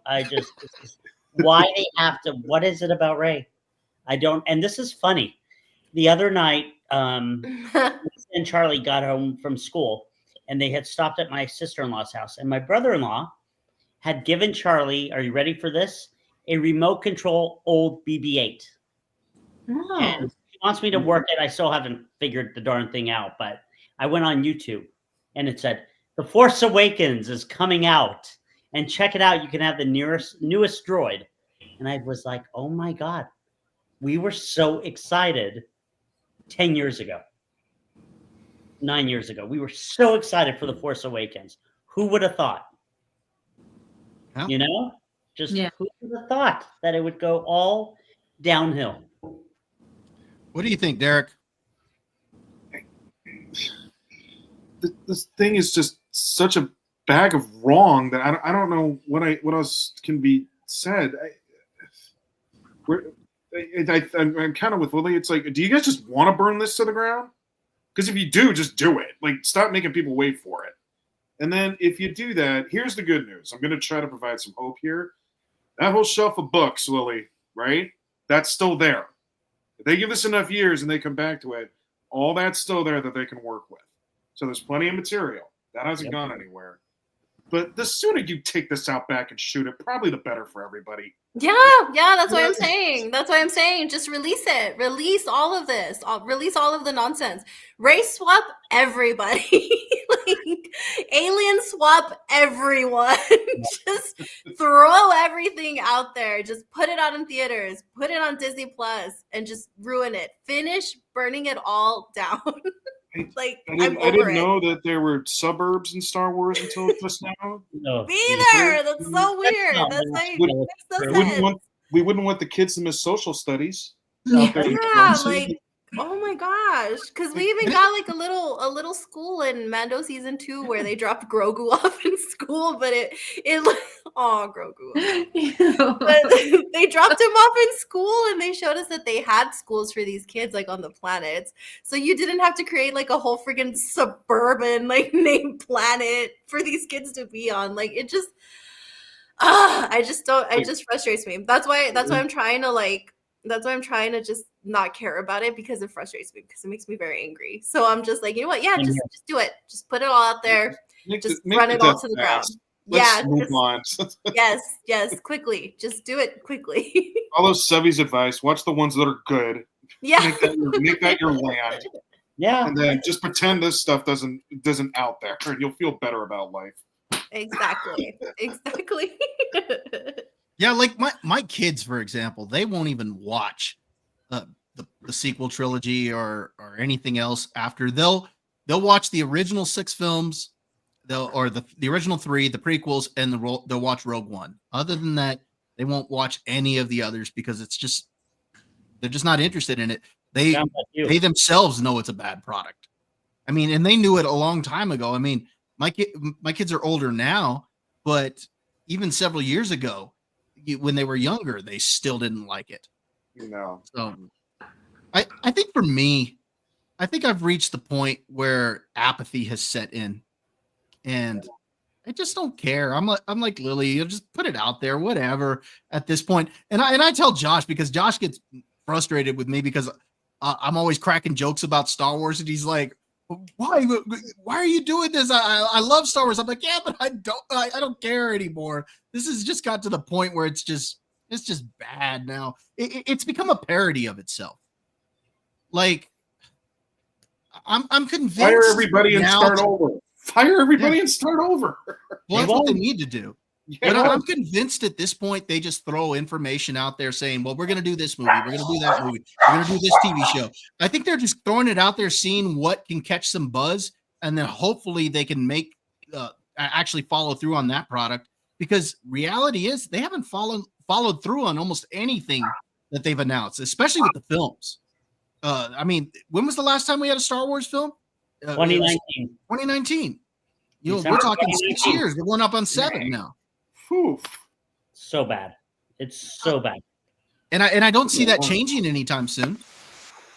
I think, like I said, I think apathy is set in, not just for me, but it's set in for a lot of the audience. I mean, I could care less what happens to them at this point. I think of Force Awakens, that ending in the snow with the lightsaber, and it starts to move. And could you imagine if it had just went right past Rey and Luke Skywalker? grabs it. If it went right through Ray. Just take her out. Well, no, that's great. Just- I don't know if Nomi and Sevi know this. I think Lily, I said this, that in Rise of Sorry. Skywalker at the end, when the old lady says, "What's your name?" and she goes, "I'm Ray Skywalker," and says she should have said, "I'm Ray," and then all of a sudden hit her with Sith lightning, and then I'm Ray Palpatine. That would have been better. Well, heck yeah, it would have been better. I would have actually kind of been interested in a follow-up. Well, maybe not, because the rest of the movie stunk, but Well, that how would have cool at would least been it? somewhat How interesting. cool would it have been if our main Jedi focus would have been Finn and Rey embraced the fact that she's a Palpatine and they actually let her go to the dark side? Can you imagine how much better that would have been? Gosh, yeah, it would have been better, especially because they hinted throughout the trilogy that Finn was force sensitive, and it would have been interesting to see him go that way. And I just don't know what they were thinking. I mean, And then they screwed it up from the Ben- get-go. And then Ben could have come back to the light side because the Skywalkers should be in the, So bad. always come back to the light. And you could have done all that stuff, but no, they just ruined it. They had no plan. I'm sorry, folks. Your ideas are too good. This isn't going to work. Yeah. Can I ask you guys something? In Force Awakens, when Finn and Poe crash land in the TIE fighter, why didn't Poe go looking for Finn? Like, where did he go? I don't know. Where did he go? And he wasn't worried where BB-8 was or anything else. No. I mean, the people who write this stuff is ridiculous. It's No. Oh gosh, yeah. I mean, from my understanding, Poe just up and left. He just left him there. He's all bye. I don't know. later. I Saved my think. life, but I don't Poe was need him supposed to anymore. die. Poe was supposed to die in that scene in the think so? original script. Yeah, I had read about it that he was supposed to die, but I don't know. Bobby's favorite director of all time, J.J. Abrams, decided against it. I J.J. think Abrams can't do anything else. I think it's because they saw the chemistry between John Boyega and Oscar Isaac, so they decided no, let's not kill him off and let's let them be buddies or whatever. I think that's why, but yeah, I heard that too, Josh, that he was supposed to die in that accident. Yeah. Ugh. Yeah, do you think Yeah. do you think Matt Reeves is sitting on his couch right now with his popcorn, getting the biggest kick out of the fact that Star Wars is just tanking and he took the Penguin and made it gold? Oh, so And just like, yeah. Well, He yeah, probably good. is. I mean, what they did with the Penguin was fantastic, and Star Wars can't find a hit to save their lives. No, they can't, and that's I don't know what you do. they have to know. They have to know that this is the catastrophe right now, right? They can't not know that. I don't. I don't think they do. I think don't they care. think that we genuinely like this stuff. I don't think they care. Do they not read? Well, maybe that's the problem right there, Lily. They like this stuff. Yeah, they like Because this they stuff. like this stuff. They want to keep bringing it out because That may they're wanting very to well make be it. Star Wars that they want to make. Mhm. Yeah. Because They want it to fit remember, their vision. all of these actors, actresses, Kathleen Kennedy, whatever, they're all in their little bubble of Star Wars Hollywood. And outside of that, I don't even think they care to know what people think. That's why it was so it was such a big deal for Amanda Stenberg, another one, to find out that people don't like her character, that people didn't like the Acolyte, that she was so offended by it. And it's like, how though? Do you not read what people are saying about this TV show and why we don't like it? And it's not because of you, because you're a Black woman, because that's what she brought up 10 million times. That wasn't the problem. It's just that it's not Star Wars. But yeah, I don't think so. I think Dave Filoni hears it about 10 million times a day. Great job. We love what you did with Ahsoka. We love what you're doing with The Mandalorian. Go Bo-Katan. And that's all he hears. No one's going to tell him no. Yes, folks. The problem. Yeah. Yes, folks. They're all kiss-ups. That's what they're Yeah. doing. And Kathleen Kennedy probably doesn't even know anything's going on. She's just there to get her money. They just come in and they're like, hey, Miss Kennedy, yeah, everything's fine. And she's like, oh, okay, whatever, I guess. like fade out. Well, it sounds good. Well, I still can't believe when what's his name, Tahiti or whatever is the one who did Thor. Taika Waititi. Yeah, Taika when he was Waititi. like, when he sits there and he tells them, or he's talking to Natalie Portman, he's like, "I'd love to have you in a Star Wars." Yes. Like, I'm already in a Star Wars film. She's like, Yeah, dude, we can do that. We I can am do Star just Wars. that. What do you mean? Like, I'm Luke Skywalker's, but and it's funny because if you go back, like Mark Hamill will see Natalie Portman like at the and they hugged, like they still. It's like he was like mom and she was like son. So I don't know. Yeah. Those are good times. No, I don't think these people know. They're in their own little bubble of people telling them yes that they're doing a great job of everything. I can't wait to not watch Skeleton Crew. So You're watching it. You're gonna watch it, Josh. You Yes, will. We're gonna at least watch the first episode and talk about it. That's probably I am gonna watch it, but with my 10-year-old nephew because I want to know what he thinks since this is more like aimed towards the kids. So I'm gonna have him watch that because he loves The Mandalorian and he was so disappointed with season 3 too. Like he was so mad. And I already told him, I was like, hey, there's this new Star Wars TV show coming out. And the first question was, is Mando in it? Is Grogu gonna be in it? And I'm like, no, I don't think so. And he's like, what is it about? And I kind of told him, and he's like, yeah, I guess. I don't think it's going to be that good. I really don't, at least based on the trailer. But I don't think it's going to get the blowback that, say, The Acolyte did. No, I don't because think so. I don't think this, at least to me, just based on the trailer, this doesn't look like it's trying to be disrespectful and like remake Star Wars. It looks like it's just a bad idea put into or made. Plus, these are a lot of like child actors, and I think it would just be messed up for people to just kind of go after them and tell them that like they suck in this or whatever when they're still little kids. So I'm also going to try to be a little bit mindful when I'm giving any critiques because I don't want to just be like, yeah, this is awful. All these actors are terrible, like because they're children. So that 6-year-old, he's terrible in this thing. That's why I have my little 10-year-old nephew because he can say it. They're his age. So, did he not study the craft?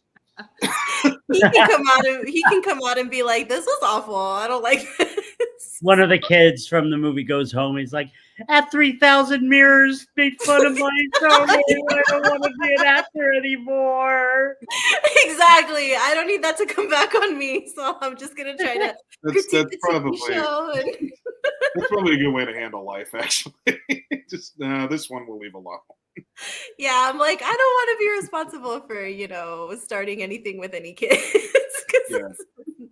No. You can bully the adults. Bullying children. The truth is, if anyone gets attacked by a lightsaber through the stomach, we know they'll survive. So that's good. Except if it's Qui-Gon. Oh, God. That's He true. died for nothing. I will be critiquing Jude Law, however, because he is an adult. So that's fair. That's fair game. He's very and I like Jude Law too. I'm not against Jude Law. He could be good in it. Well, it's we'll see. We'll find out in 2 weeks. So negative, isn't that funny? We're just so negative about it because we're over it. Negative. We're just automatically negative. I am too. I feel bad for some of the actors because they get the opportunity to be in Star Wars and they're like, oh yeah, I get the opportunity, and they jump at that and they jump at a role like what was the Master Squid Game who played in The Acolyte. Everybody talked about how he was a fan of Star Wars and he jumped at this. I mean, he learned all the lines in English so he could, play this role. And turned out it was awful. So I feel bad for those that are genuinely like Star Wars, and they get their dream job. Not just the actors, but crew members as well. And they're working on a piece of trash. I mean, it's like, how about the one who said Anakin Skywalker blew up the Death Star? Twice. Yeah. Like, really? Are you even watching? Like, have you ever watched Star Wars? Well, what about the guy we talked to? Omid. Yeah, Omid. Like, you meet a guy like Omid, you want success and you want this to thrive, but dang, man, just I don't know if Sevi and Nomi know this. We talked to. Did you guys watch The Mandalorian? Yeah, of course. Remember Dr. Pershing, the one who did the cloning and all that? Yes. He's a friend of mine, and he came onto Oh. our show, and Oh, that is so cool. Yeah, so we were actually able to interview him. It was really cool because he's been in a lot of stuff. he's been Not in only The Mandalorian, he had a role in Mockingjay Part 2. He was he was in a few episodes of Better Call Saul. He had a couple of episodes in 24. I mean, there's been a lot of stuff that he's been in, you know, big franchises and stuff like that. So it was really cool getting to talk to him. And then he had a role in season 4 of The Boys. And so, yeah, there was, I mean, whether you like The Boys or not, I know a lot of people didn't like season 4, but it's still cool that, you know, he was able to get into it. So yeah, he's been in a lot of big franchises and stuff like that. So it was kind of cool listening to his insight into Star Wars. And there was one thing he acknowledged when we talked to him that he did say that a lot of the cast and crew, as they're working on these things, they are aware that each iteration or each new show is less and less received by the audience. So they are aware of that.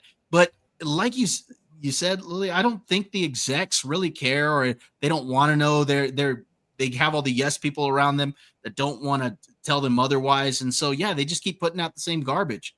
But the people that are working on it are like, this isn't working. There's something wrong here. And what's funny is there's one common denominator that I've heard from multiple people. Everybody loves Rogue One. Everybody loves Andor.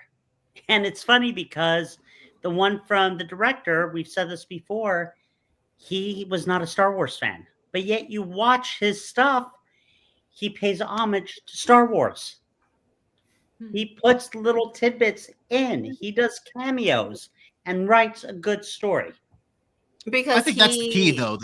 That's the key. He writes a good story. Yeah, like, you can have all the cameos and everything you want, but if the story's not good, then it's no good. But Rogue One was a good story.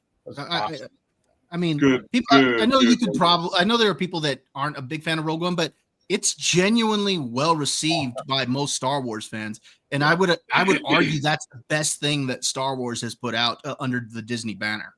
I would say that it's probably Rogue One and the first 2 seasons of The Mandalorian. I loved where they were going with the story of The Mandalorian until they got to season 3.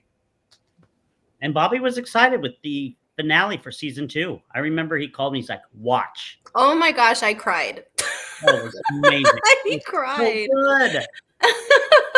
Never CGI Skywalker. Come on. Who directed Rogue One? You guys know what the title is? Gilroy, right? Gilroy or Gilmore? I think it was. Well, it was. There was 2 directors in a way.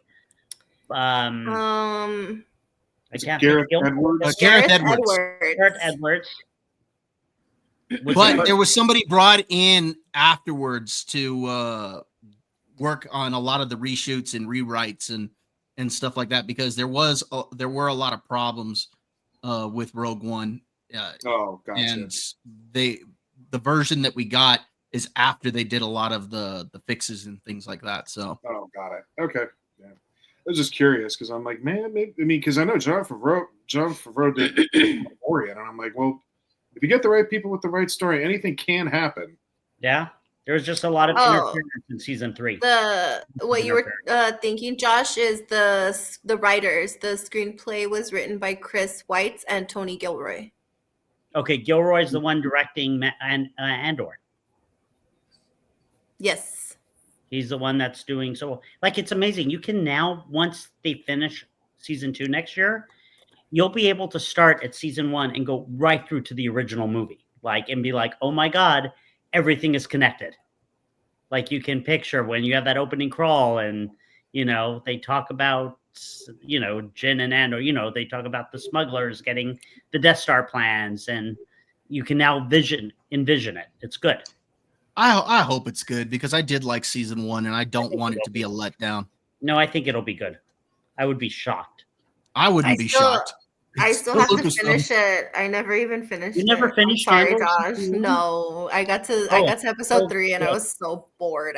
No. It's not. I wouldn't say it's action packed, but there are things they could have done better. But it's still a fantastically written show. I have to give it another shot. But yeah, I got to episode 3 and I was like, oh my God, this is so boring. You know, Andor to me, it's almost like it's in 3 episode arcs. So like episodes 1, 2, and 3 are kind of its own thing. 4, 5, and 6, and I mean, yeah, it's still connected, but I mean, it's almost like each set of 3 episodes has its own beginning, middle, and end. So that's kind of what I noticed. I mean, I understand that, but if you have to get to episode 4 for it to start getting good, then that's probably not a good show overall. Like the Penguin was good from episode 1. Penguin was good like from the first 5 minutes. Yeah, Penguin I was was like, remarkable time. because like I know I was talking to Bob about this. The new Dune Prophecy just came out. Terrible first episode. I don't expect it to be good. Really? Bobby was looking forward to that. Yeah, I haven't watched it yet simply because Lily's not the only one that has said that. A lot of people say that Dune Prophecy was a letdown. Did Nomi or Sevi, did either of you see Dune Prophecy? I haven't yet. I've been busy the past few days, but I'm able to catch up on some things, like The Penguin, and then I know Dune Prophecy. Yeah, and I from what little that I've seen on Twitter, it looked like it wasn't the greatest hit. Oh wait, no, I have not watched it, but I probably will. I was not aware it was out. I asked because earlier you mentioned Dune. Yeah. Is, I love the Dune books. Like it's just Frank Herbert has a very his style of writing is delicious. Like I can just die happy reading his work. Like you can tell just the way that he writes, it condenses so much in one sentence that I have to reread his books so many times to get to the gist of it. And it's a pleasure reading his books. So I will check out the TV series and it was see how good it is. But so it's what not was that bad good. about it? It's Yeah, what was bad about it? Just not easy to follow? Just bad writing? So this is supposed to connect to Villeneuve's movies, and the quality difference. Like, I'll start with the quality. When you watch the Dune movies, you can tell that they really, really were passionate about what they were putting up on the screen. They wanted everything to look perfect. They wanted it to look a certain way on every single planet that they were on. Yeah. In this one, I can't even describe it. Like, you can tell they spent a lot of money on the sets, but the way that they filmed it, or I don't know if it was the camera, the cinematography, whatever, it made it look cheap. Like, they spent so much money dressing all of these sets only for it to look cheap on camera. The acting, I am not even joking, was like WB level of acting. You have a lot of really awesome actors and actresses in this TV show, and they're acting like they're on the WB. And I was like, what is going on? Like, what is this? I don't understand. And yes, I understand that this is supposed to be based more off of the Bene Gesserit, which, yes, this is an order of witches, which are all female. So, yes, you're going to get a level of feminism in this particular TV show. But I feel like everyone involved was like, oh, we finally get to make something feminist, guys. Why don't we just go crazy and dial it up to like 1 million with the feminism? And I did not like that. Because there's a point where, like, not to spoil it, just in case you guys want to watch it, but there's a point where there's a male child that does something. And yes, this is something that he should not have done. But the way that the female adult goes and speaks to him, I was like, this is a little too much. Like, why are you speaking to a little boy like this? Like, she literally says, if you do this again, I will kill you myself, you little shit. She says something like that, and I was like, oh my okay, if there are Bene Gesserit wouldn't say that. I mean, like, they're called witches by some people, but they don't. The entire idea of the Bene Gesserit is that they're trained in politics. Yeah, that's what they do. Is they manipulate, they train in politics, they make sure people get in trouble, and it's basically they funnel the breeding system or the breeding program to create Paul Atreides when they want him to be created, right? That's and the thing. I give her the benefit of the doubt just because she's supposed to start her training. She isn't trained yet. But in that same like sentence, there is another scene that happens on their planet where there's a prince and he's an attractive guy, walks in. And from what I've read so far in the books, the Bene Gesserit, they control their emotions. They don't really want people to know what they're thinking or feeling or whatever, because that's how they're manipulating everyone, right? So this prince walks in and there's a conversation that happens between the Bene Gesserit in training where all of them are like basically thirsting over him and saying But the Bene Gesserit start training when they're like 12 years old. They don't do training when they're adults, because the entire idea of it is that they start the dual training between like having mentat abilities without being a mentat, right? And then they do the exercises for them to control their body in a way that they can find, they can move, right? And they start training on paying close attention to what people are saying and the little micro reactions that people have, right? Yeah, and that's what took me out, is that these like trained women are having this conversation about this prince and basically saying how they would like to catch him alone so they can have like their time with him. And I'm like, that's not the purpose of Bene Gesserits. Wouldn't have sex unless they were ordered to do so for purposes of the breeding program. They just like we saw with Lady Fenring and Feyd-Rautha. Exactly. Like, for example, for that, and even in the book, she was told to go have sex with him to get, to be able to carry the child. And then the Bene Gesserit can then decide if the child is male or female, right? And they're ordered to only have females. But that's just bullshit. I don't think you're gonna like this TV show. I'm already getting mad. I'm already getting really mad. They dialed up, like I'm telling you, they dialed up the feminism to like 1,000,000, to where I was like, dude, what the heck are they doing? Like, this isn't what.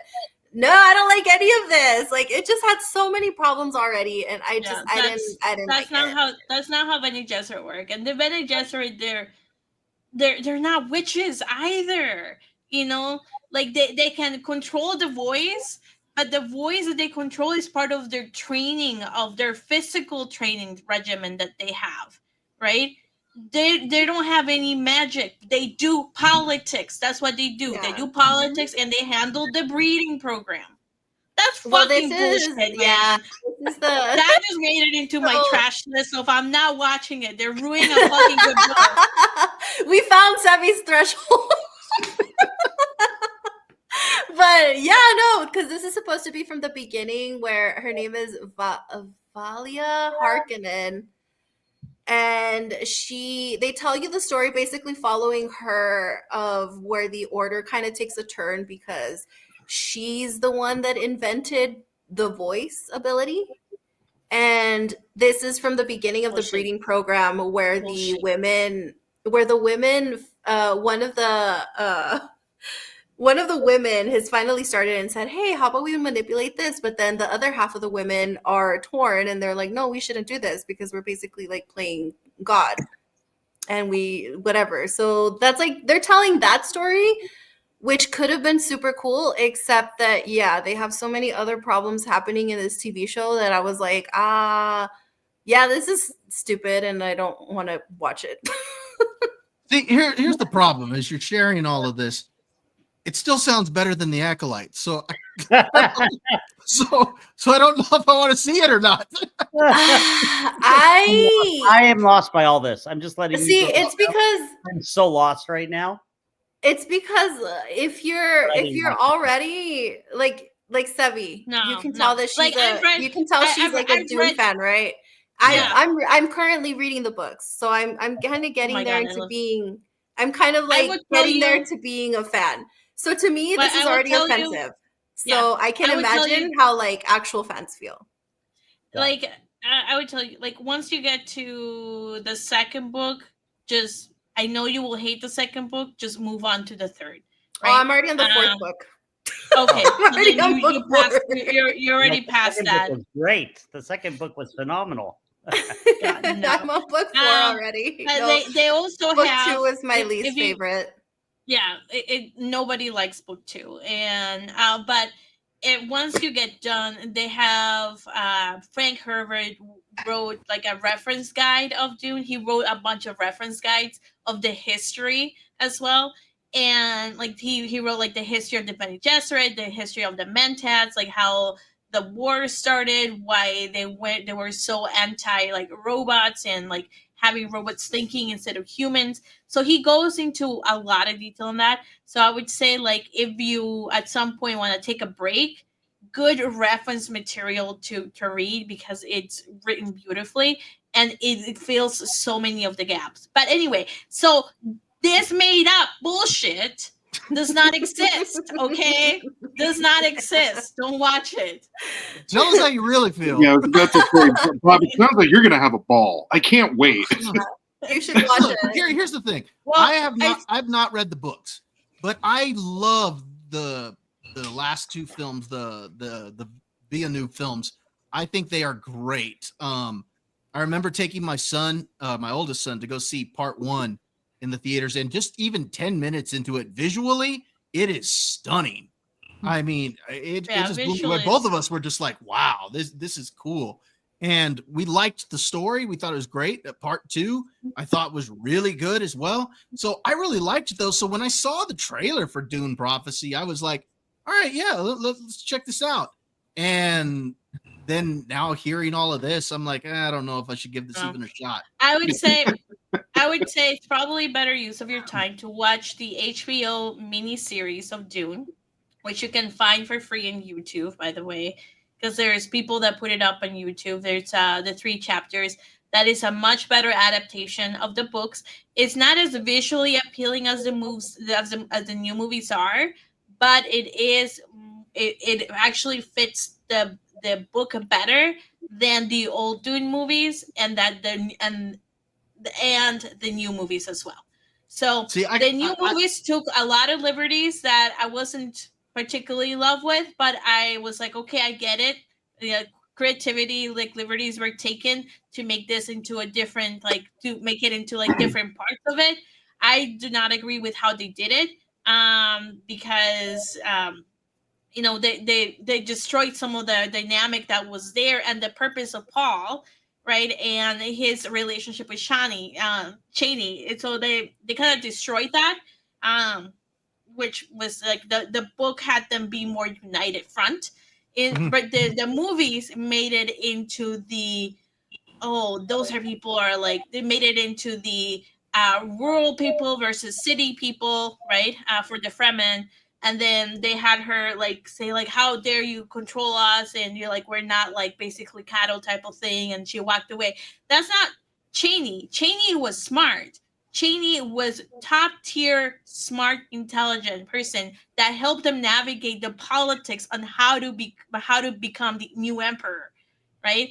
And they completely destroyed that. And now, like, how are they gonna have the kids? How are they gonna do book 2? Because in book 2, she's supposed to have the kids and then die, and then Paul gets blind, and it's like, how are you gonna deal with that? How are you gonna explain that? So there's a lot of things that they were not explained. Cheney and Paul were supposed to have a kid that died during an attack, and that gave them motivation to go after the emperor. That gave motivation for him to be like, I need to take the water of life, right? So it's like a lot of stuff just kind of failed there, but it was a good movie to watch, just not the best. See, I remember the miniseries. Very appealing. See, I remember the miniseries. I actually did see it, but I don't remember a whole lot about it because I remember I watched it when it first came out. I haven't seen it since. And I remember watching like 6 hours. Yeah, and I remember watching the Children of Dune, which came out, what was it, like a year or 2 after that or something like that? Yeah. So I remember watching that as well. But again, I don't remember a whole lot about them because it's been so long. I would encourage you to watch the miniseries because the miniseries are, to me, the best.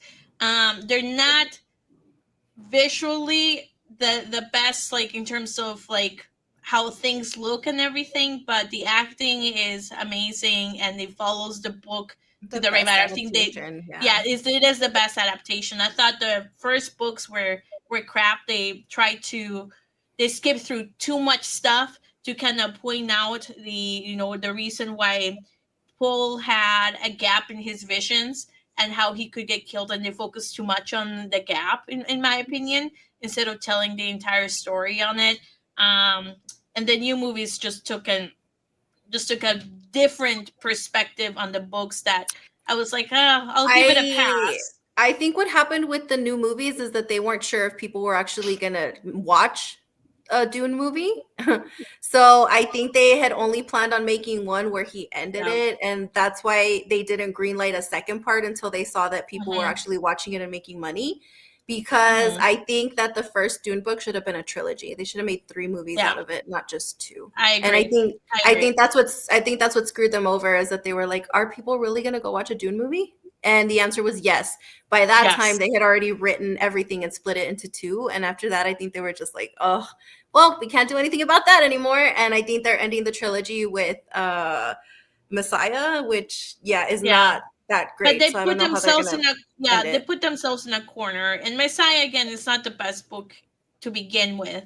By far, at all. I don't understand how they're gonna have this dynamic of Paul doing everything he can, using his visions to save Cheney, right? Because that's the whole thing of book 2, is him making sure that Cheney's alive, and seeing, like, looking through his visions to prolong how much time she has, to be alive, and then knowing that she's gonna die anyway, and then him going blind, and then being able to see through his kids, right, through his kids' eyes, and like I don't.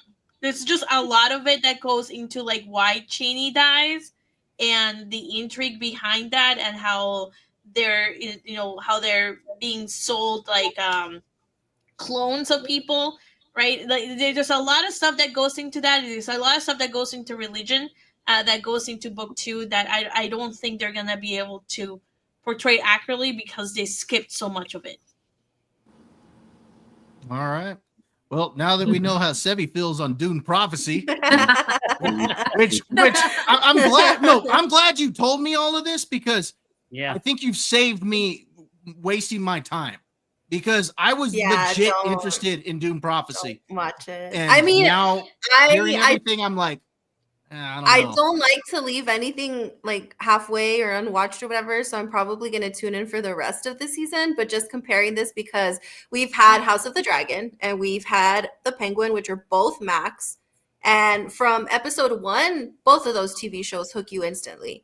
With this one was such a miss that I was like, oh my gosh, like what happened here? Did they put all the money into House of the Dragon and The Penguin that for freaking Prophecy they were like, sorry guys, like this, we're gonna get some like mediocre writers and mediocre like whatever to do this one, because ran out of budget, run out of money. They But had Lucasfilm write it. It's bad. I mean, they have like little like Easter eggs that you'll pick up on that you're like, oh, that's kind of cool. Like I know what they're talking about, or like the Leonardo DiCaprio meme where he's like pointing at the TV, that you're like, yeah, I know where that's coming from. Like I recognize that from the book. But if you're just like if you've never read the books, you don't know anything about Dune, that means nothing to you. You're not going to pick up on any of that. So you might. I would just rather read the books again.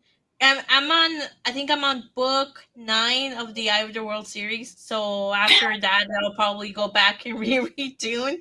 Because I have books that I just reread over and over again because they're just so enjoyable. So I might just do that instead versus watching that. Like I was like, oh, this is cool. Maybe but like when you were describing it, Lily, it just made me angrier and angrier, because again, it's like that, and like we're talking about like the story, right? Like the purpose of the book, and they're destroying that. And the bad thing is that this is supposed to tie in with the movies, with Villeneuve's movies, and I'm like, how could you allow a drop in quality like that? I don't understand, because if this is supposed to tie into his movie, because they make a big deal out of it, they put up like the timeline and they tell you, oh, this is what was it, 10,000 years before the birth of Paul Atreides? Yeah.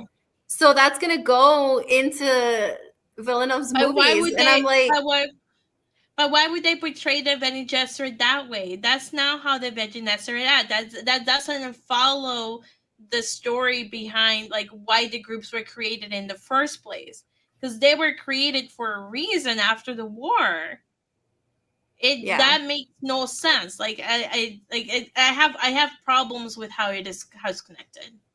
Yeah, it's just weird. That's what I don't understand. Here's what I'm gonna do. I'm gonna wait for you, Lily, to watch it through. Since you say you're gonna do it, you let me know what you think, and if it's worth it, then I'll watch it. But otherwise, yeah. Well, that was Thresholds. Thank you. Yeah, folks. yeah. Sammy reached her threshold. She's like, "That's it. I'm done. I'm not even giving this one. That's it." But I get that, because that goes back to the point you made about investment on it. And if it's something that you're invested on, and they turn around and they crap all over it like that, then yeah, it's just not something you're gonna want to see. And that kind of goes back to the whole conversation we had with Lucasfilm, because Josh and Lily and myself, we're Star Wars fans, and we see them crapping all over it. And so yeah, I mean, we get where you're coming from on that, Sevi, because that's how we feel with Star Wars. But we're actually getting close to our time limit here. Is there anything else we'd like to say about Star Wars, Dune, any of the topics we've talked about tonight? I think we've been angry enough. Read the books. Don't waste your time. No, that's good stuff. Like I said, I'm glad that you mentioned all that, because I don't want to waste my time with the show, because I was genuinely interested in it. Yeah. And now hearing all this, I'm like, I don't know about this one. So you got to let me know, Lily, what you think if you're going to watch it through. I will. So, I will. All right. I will still be watching Dune Part 2 because of Austin Butler. So movies I will never not watch. That's going to be on loop forever. But yeah, the books are. So at this point, we're going to go ahead and give you ladies the opportunity to go ahead and let us know any where we can find y'all on social media. If there's anything you want us to put in the links when we post the video, go ahead and post that in the private chat so I can go ahead and add that to any links. That way we can go ahead and promote it. But we'll start with you, Lily. Where can we find you at? You can find us every Thursday on Dames and Dorks on Nomi's channel, and that is 8 Eastern time, except for these next 2 Thursdays. So we're excited about Thanksgiving. So tune in. I think December 5th is going to be the next show that we actually have. So make sure that you're there, December 5th, 8 Eastern time. And then you can also find me Mondays on Midnight's Edge on Toxic Femininity, and that is also at 8 Eastern time. So make sure that you don't miss that either. We have a lot of really great topics on both shows, so make sure that you're tuning in. And then otherwise, you can find me on X at 300 Mirrors, and I also have like a link there for my Instagram, for Critic List, and anything else that you can find me on. So yeah, just follow me over there. All right. What about you, Nomi? Where can we find you at? I am on my YouTube channel, Know Me Without You, and like how Lily says, every Thursday, except these next 2 Thursdays, we are going to be away. We have Dames and Dorks with Lily and with Sevi. So if you want more fiery responses, come through. And y'all have a great show. We love it. So really good. I went on it last Thank you, guys. Thank you. Well, I was going to say, like, we really loved you guys being on the show. It was a blast having you guys on. We got to come back. Yeah, no, we're definitely going to organize something for you guys to come back again. Talk skeleton. Way to invite yourself there, Josh. We got to come back on the show. Ask my wife. Your house is beautiful. Can I have some snacks? As my wife says, take foot, insert in mouth, Josh. That's what I do. Well, aside from my YouTube channel at Know Me Without You, I play games on Kick at Know Me Without You, along with my YouTube channel gaming channel called Know Me Without You Play. So come through and hang out and see my crazy yelling at games that I'm not good at. Sounds good. Sevi, where can we find you at? Sure. You can find me on Twitter, Instagram. You can find me over at the Geeks and Gamers tabletop channel, where I manage it for gamers. And you can find me over at Moonskull, where we do a bunch of horror type of and sci-fi type of shows, so tabletop games or just video games. as well, and my Kick and my Twitch. So I put the links in the chat for you. Sounds good. Derek, where are we finding you at this week? Well, still old, so that would mean I'm on Facebook and LinkedIn. That's where you can find me. What about you, Josh? All right. You can find me on Facebook, LinkedIn, Instagram, TikTok. I'm the family man of the Valley. I'm a realtor here in Southern California. So if you want to buy or sell your house, give me a call. Also, I'll start a new YouTube page called Star Wars is Dead to Me. And yes, do it. I want to. I've actually really thought about it. Do it. Maybe I will. We'll see. Do it. Do it. I don't know. The way this is going, the Sevy might start one that's Dune is dead to me. Yeah. No, Man, I don't know. I don't have the time because I'm trying to help grow Geeks and Gamers Tabletop at Moon School. I don't have time for another YouTube channel. I know you. I see all the links. You're pretty busy. So Busy. Yeah. Well, you can find me on my YouTube channel. Was It Good at Bob Loves Movies. I am getting very close to monetization. Last I checked, I was at 940 subscribers, and I've already hit my watch hours. So I'm getting close. Good for you. But as always, Good job, we want to thank everybody for joining us on the show. We hope you'll go out and check out Dames and Dorks as well, and check out the ladies and all of their awesome. channels. Yeah. We will have the links in the description below. Again, everything is time stamped for the topics. Thank you for joining us tonight. Thank and we you, hope girls. everybody has a great You're week. the best. Thank Bye. you. All right.